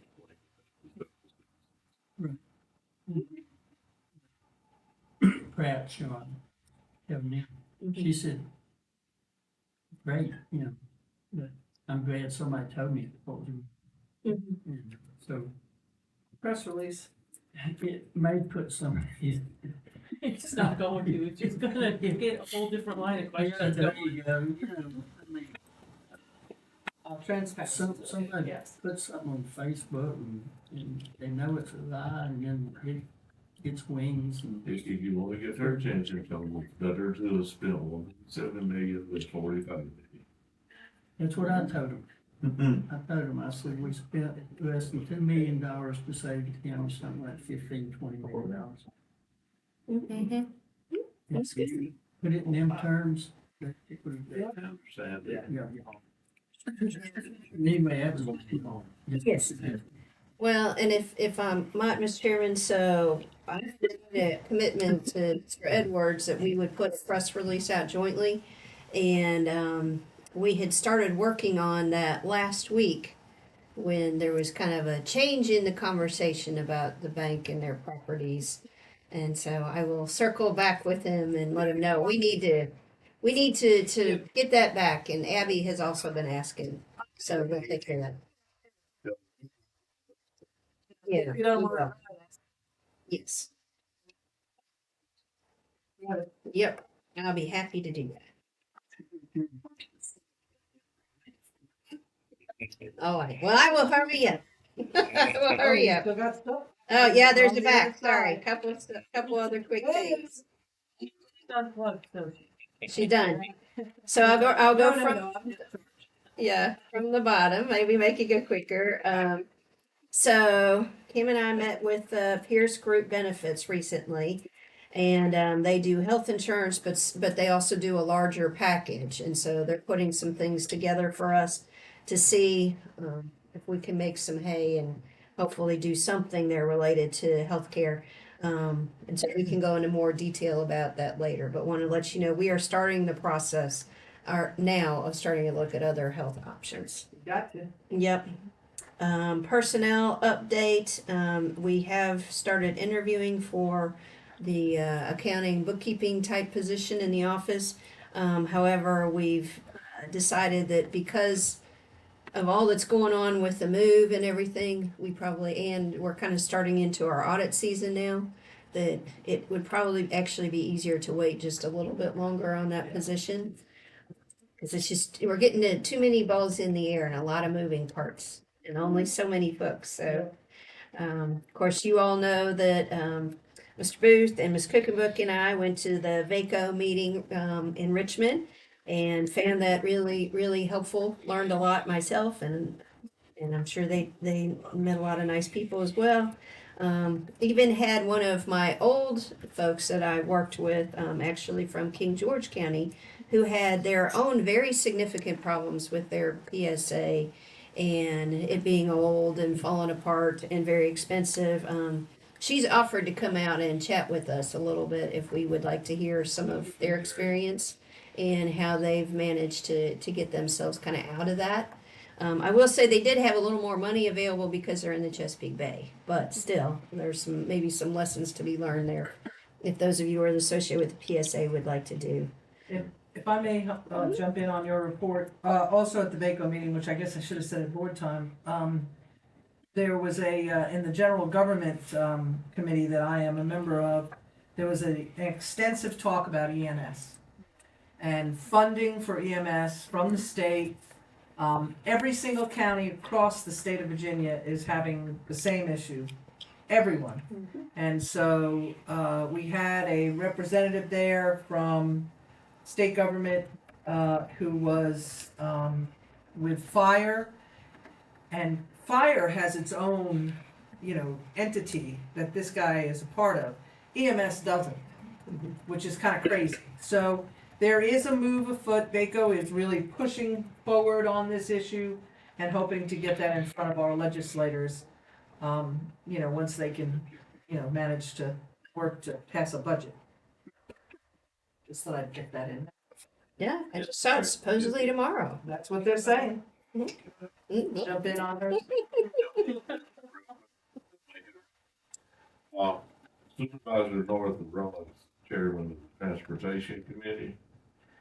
And he and some VACO staff have been some meetings with secretaries and other officials with VDOT and the governor's office, and anticipate some positive stuff coming out of that meeting. Is that the September 6th one down in Franklin County? Okay. It's actually one of those meetings should have happened. That's right. And everybody across from this side of Charlottesville to Lee County, we're all having, and it's the Richmond, it's about this. Anything west of Charlottesville. Yep. Doesn't exist. But anyway, I just want to say that, and I wanted to say, I've been going to a lot of these conferences and third on committees. I think this overall was the best conference that's ever happened. I told Mary, I brought my suitcase on to call Jerry and told him to stop. We almost did. I got it. I said, should we get off? They had great speakers. Yeah. They had at least the committee meetings and the general meeting. Yeah. And of course, disappointed the state hasn't adopted a budget yet. There. But everyone was in the same boat, and this was across the political spectrum. It was, what would happen to us as supervisors if we said, well, we're not gonna adopt anything till the state does? They'd have backed up, he'd be coming out of the back of the courthouse. And, Seeing if Carroll County could access, and it's me. I'm so close to the. it was a very good conference, very informative. Yep. VACO has a lot of information on their website. There's too much information trying to get flyers for everything. I do recommend it's too busy, but if you can, be great if you found a committee you're interested in at the time. It would be very productive because there's committees up there that Fairfax has four people on. So it's, but I will say they are getting better. It is better.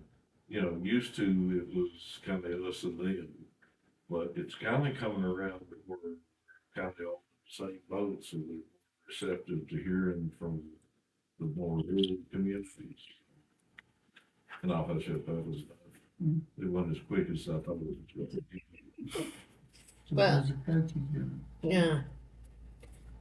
Well, and if I might, real quick on what Mr. Booth said, so I was able to take a lot of what we heard at that conference. And when I met with the superintendent, we sat down and talked about the JLARC study about education funding and what pieces we should be supporting and what pieces it would be her opinion that are not helpful to Floyd County. And so we went through all those kind of Good. things today, so I can share that with you based on that. But to your question about the coaches meeting, so we were scheduled to have an all coaches meeting this past weekend. We ended up having to cancel it, but the reason I have it and reschedule, we haven't picked a reschedule date yet. We're talking about rescheduling with either come this day or this day. But I guess I have it on here because we did not have much response in terms of people who were planning to come on the 19th. So to the extent you all think that that's something that we need to do, I kind of feel like we need to do it, in my opinion, for two reasons. One is, we have these coaches where they're working with our kids, and we do a good job. It does a good job of making sure everybody has criminal background check and those kind of things. But if we're going to we probably need to have an opportunity to make sure they understand what the county expectations are in working with our kids and our families. All those kind of things. Yes. And then also we were going to give them, shirts and biscuits and stuff. So that would be good, but we really feel like we need to get them together also because with the new superintendent, we are finding more opportunities to work more with the schools, being able to utilize the school facilities more, but that also comes with a responsibility. So coaches have to be willing to take the time to leave the facility nice if we use it and making sure they understand all that. So to the extent you can help us encourage some of those folks to participate, It might be that would be great. might be an idea to try a smaller meeting, sports specific, and whether it's in season or not, but I think that might be the way to try to do it. It's hard to get all those people together because they're from so many walks of life and doing so many things. A lot of them work on Saturdays. I mean, they do. But I would do sports specific. So you got your basketball folks coming up. You pretty much know who's the basketball coaches are going to be. Get them in. Mandatory meeting. Well, and Jacob and I have talked about doing it. Yeah. The reason we were doing an all meeting was because so many of them do so many sports. Good. So, but we did talk about trying that and having one that's an evening and one that's a Saturday. So we will try that, but again, just wanted to alert you, and we probably at some point also need to talk a little bit about the rec program versus travel ball and some of those kind of issues. So I just put that on the plate for later. But Mr. Chairman, with that long explanation, I will tell you I'm going to be kind of out of pocket a fair amount next week. I'll have my phone, but I have a day and a half of community foundation stuff. And then Montgomery County has asked that I participate as a panelist and interviewer for the folks that are going to be their deputy. So thought that was a good way to spend my time. And then we also have an opioid meeting that we're kind of resetting everybody to make sure everybody has the same expectation and we're all going forward on this regional effort because it's a big deal. So, thank you. So, but give me a call anyway. But just if you come in, I may or may not be around. Thank you.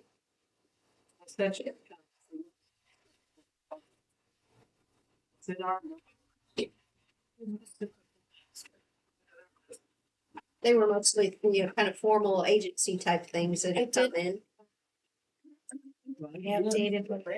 We did, One, just let me revisit it, just to ensure. Right before the meeting started, from a request, I did update it with, a memo that Missy sent. regarding the personal property tax as well as a recent approved permit for your review. Okay, thank you. Anything else?